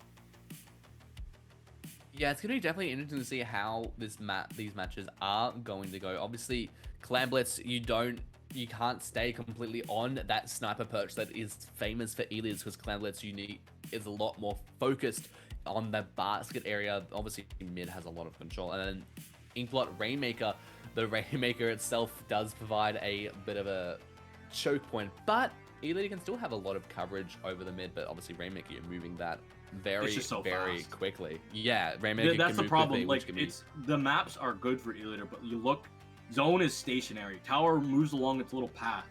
Rainmaker goes wherever it wants. It wants to go to the checkpoints and the goal, but it goes so much faster. The tower only moves so fast. The zone just doesn't move. In Clamblitz, zone moving. Zone moving. I just want to. We Overwatch 2 CP out here. Oh wait, it didn't win Game of the Year. Haha. Or multiplayer of the Game of the Year. Haha. This one. Outplayed. And Surgeon, Clamblitz. Well, just Clamblitz. It's just you need as many people on the front line as possible, and when you have a sniper, that's one less member on the front line. But on tower control, I feel like let's go. Should be Okay. here. There we go. There's that E-Leader coming out from Marks, and once again, that flings are coming out from Frail Feet. And if I know how spec works, they're gonna go straight to the flings. Let's see it. Let's see it. Let's see it. Oh! Trolled the frontliner. Unfortunately, the frontliner isn't in the front to get us the good POV from Autospec. Yes, actually, an actual good camera perspective. Let's go. And we do see that triple ink strike is ready. A member is down on the side of Beaks, which is going to allow Frail Feet to allow themselves to get a lot of control over mid and hop onto that tower and start making an early first push. But with the T-Tech going down there to the splatter shot and the triple ink strike, that is going to be the Rainmaker halted as Beaks look to get their power push going. They're just going to be trying to run this tower through. Big Bubbler is going to be fading. Should be able to get the junior should be able to get another bit of a charge up on it. Unfortunately, no paint around them. They got to watch out though. The teammates are trading out for them in mid. They're all falling though. Never mind. No trades whatsoever. Just Frail Feet saying, nope, that's all as far as you get. One checkpoint. One checkpoint is as far as they get, absolutely. But now Frail Feet have control of the tower. They're using the crab, they're using the beer bomb, and that is a absolute safe clear of that first checkpoint and a safe lead take. And now the crab is going to target that tower, which is going to put them in a little bit of a disadvantaged situation, but they're not managing to clear. Oh, but they're going to clear the second checkpoint as well, just as they go down 3 players down there on the side of Frail Feet as Brief Beaks take control of the tower, take control of mid, and the wave breaker is ready as well from Elia. The poster, it's just an authoritarian just sitting. I love it. I love looking at the artwork on this map that gets posted on Splatnet. The tri-strikes are coming out from Beaks. They're pushing all the way up. Sam and 7 are ready. They are in position. They're in a good spot to really put Frail Feet on their back foot. And they should be able to get really close to the second checkpoint. They're going to be pressured hard from that crowd. Definitely, and now they're looking to clear it. Oh, with that splash going down, they do clear the second checkpoint, and they get lead. That triple insert going to displace the members of Frail Fleet as well. Machine looking to get that flank, does get the splat onto Sam. They're looking to head behind the checkpoint, but they're at the third checkpoint. They cleared the third checkpoint. Crab is out. Yadu hops onto the tower, is going to move it back, but they're going to get caught out. 2 players go down on the side right now, as Brief Beaks are just backing up to safety. They don't want to all die. They want to keep their specials alive. They want to keep their momentum going. Just if they can just hold mid here, that would be good for them. I know they can. They've got the jumps in them. We're going to be able to survive this tri-strike, and they're going to be able to still keep their push kind of somewhat going. Never mind, tower's back in mid, and they've lost 2. Listen to me talk. I'm listening. And now we're seeing the Machine does use that Booyah Bomb. He's going to see the Elia there and going to throw it at them. He's going to move them away and getting rid of that big bubbler as well. And now Frail Feet are looking to make another counter push, but they get wiped out. Beaks, they need this so badly. They want it so badly. You can see that their coordination of just like, yeah, let's let them get pushed here and we'll stop them at this spot. And that's what they do. They all just pop some bombs down, get some shots in, and they do a beautiful job with that. Hey, and we're seeing that Crab does get that splat onto Booga. Oh. They get the splat onto Kel. Are they going to be able to get... Do the movement. Gets 3 down. Are they gonna... That is a soft wipe against Frail Feet, which is now going to allow Beaks to get a lot of control and a lot of special charged up as they move that tower closer towards the goal. And don't forget, they've cleared all the checkpoints. That tower is going to go straight to the goalpost. I thought Sam was going to get a 4-piece there, but they got the assist. You know what? That's okay. It was a beautiful movement. Beautiful plays. And Frail Feet, they're so far back. They've got a Booyah Bomb to defend, but they're just losing their members.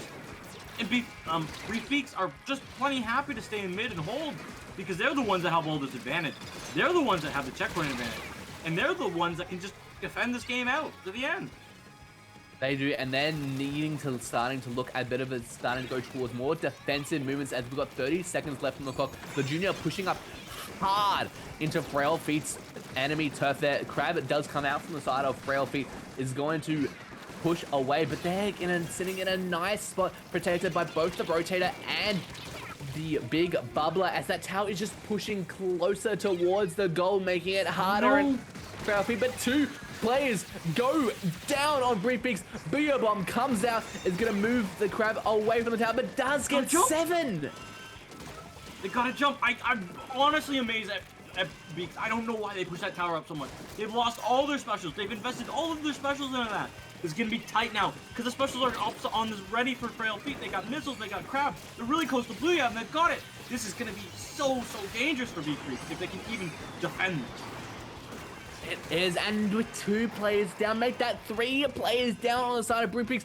Frail Feet are looking to close out this game. 7 coming out, does get a spot, but no, they go down. The lead is taken, and that is game 3 going to Frail Feet, taking it in overtime. Yo, DJM, you hungry? Actually, yeah. Beef Beaks just like they had a kind of a feeding frenzy in the last 15 seconds there. Not in overtime. The final 15 seconds of regulation. There's no way that they had that defensive posture for 1 minute and 20 seconds, and they just said, "You know what? Let us all push and use all of our specials in the last 15." There is no way that happened. Huge props to Frail Feet for going on the advantage and using their specials coordinated on an extreme snowball push. But there is no way that they should have been given that amount of snow to make that snowball start rolling.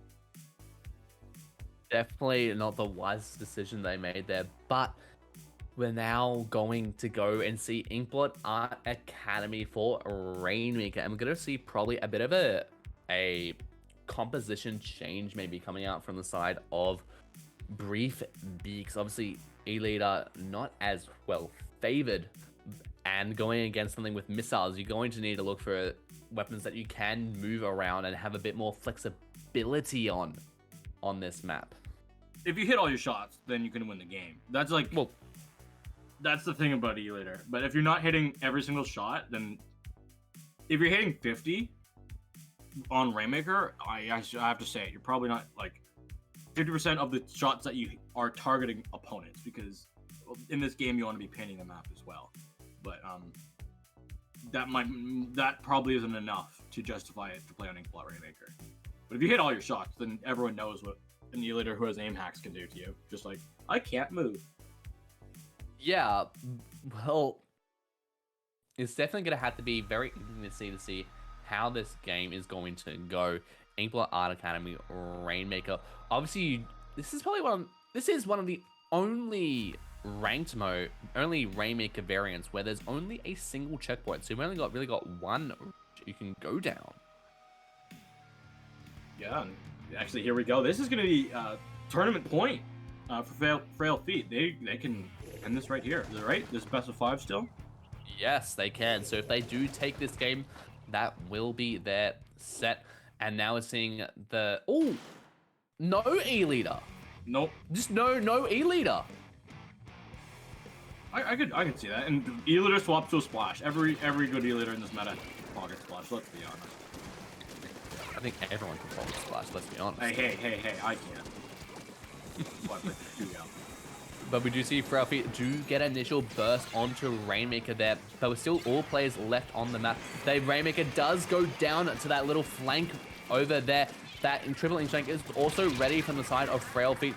Doesn't get the splat, as they do go down to the 7th Splattershot Junior, as they also have a triple ink strike at the ready. Rainmaker gets picked up, as now they're looking to make a very quick counter push, heading to the checkpoint and clearing it.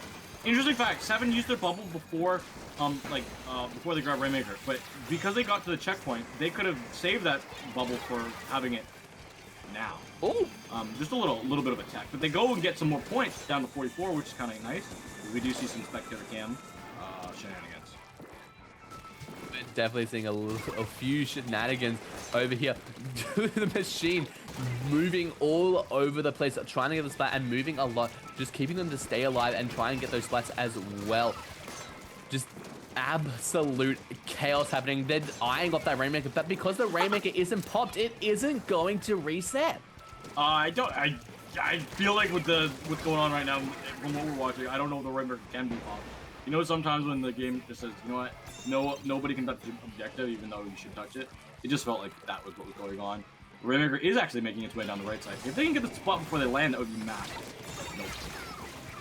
They do go down, but they also was a trade between the Rainmaker and the T-Tech, and now Frail Feet. They're getting pushed up a bit back away from the Rainmaker, so that's going to allow Beaks now to get a lot of control over the field right now. But the Rainmaker is not in a good position for anyone right now. Beaks are okay with it. They have a checkpoint advantage.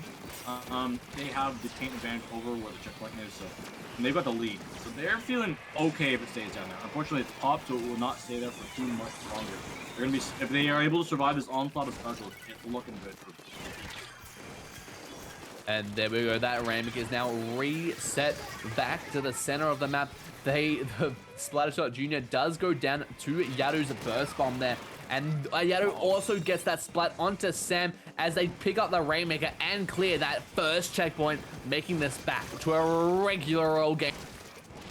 Points, no holds. This is gonna be crazy. We got missiles, we got Booyah Bomb, we got crabs. It's all coming out. Frail Feet, they're gonna be trying to run this Rainmaker. But the Rainmaker is able to get past the bomb. Can they get the lead? They get the lead just in time to go down to 36 and fall. Frail Feet, now they're the ones on the advantage. They have all of the cards in their hand now. This is looking good for them. It is looking good to them. Oh, and pick it up and get a few more points. The nose of Sam. Sam got caught sleeping with the rest of their team. All the way down to 10. 36 down to 10. That hurts a lot. It absolutely does. So close to slamming out the tournament right then and but Sam just stopping them at a hair's breadth, keeping them in the set. Oh my goodness, that was crazy. Crazy plays. If Sam can stay alive here, not able to, does get a lot of damage down, but Yaru's just going to be able to paint up this map and keep it in control for Frail, especially with that crab. That crab is going to have so much control over a lot of the map. And now that Rainmaker is just sitting in a neutral field. It's going to reset back to the center of the map. And Beaks gets caught out by Seven's Splat Bomb there. And but the Booyah Bomb is going to head straight to that. Oh, they get the Splat onto Booger as well. And now this Junior is looking to push up. They have the Rainmaker. And now they're looking at getting a push going. T-Tech goes down as they're looking to head up into the enemy's turf. This is looking good. They've got the things that they kind of need ready. They're going to be close to this big bubbler. Big bubbler with some nice spot bomb shield. Spot would be really, really beautiful. You're going to be having a crab. Trades are coming out. Crab tank is out for Frail feet. Wheel bomb is also going to be coming out. The Rainmaker is going to be fall. Just need to see Seven stay alive here. They need to allow the team to have jumps because there's just no time left in this game.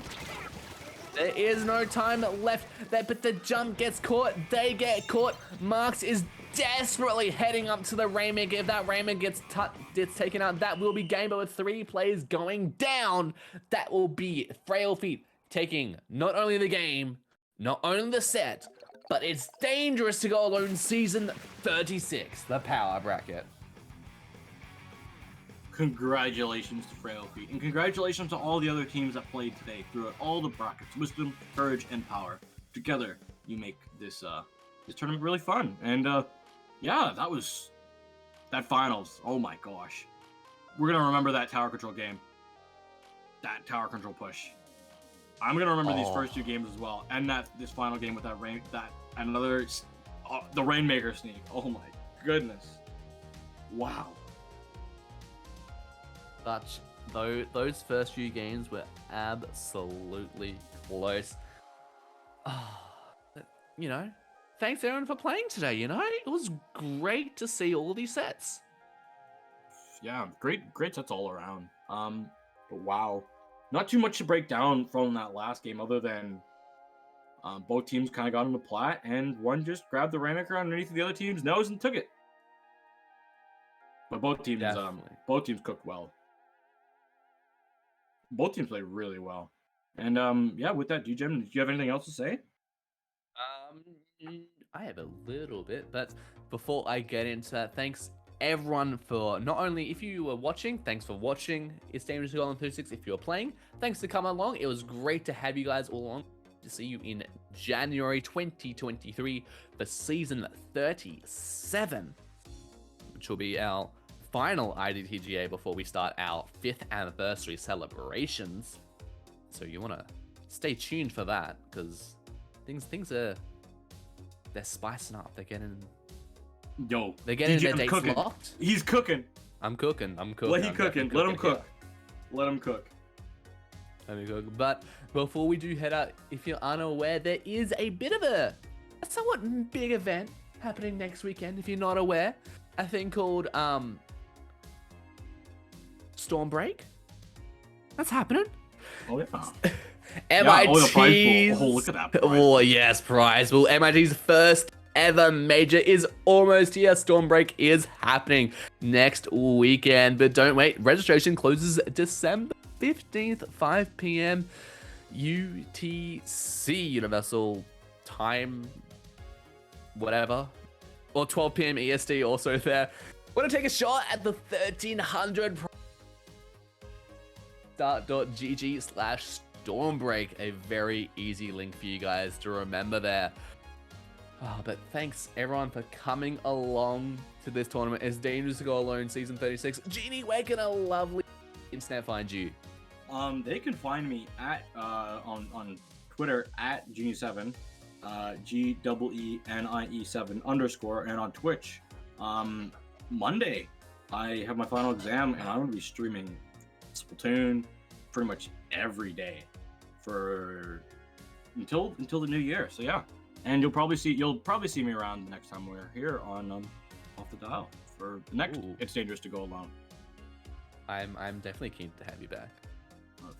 If you want to have me back. And yeah, thanks for having me on, DJM. And the lovely people, everybody, you know where to find DJM. DJM will shout himself out. But yeah, DJM's the real man behind all the plans and all the action here.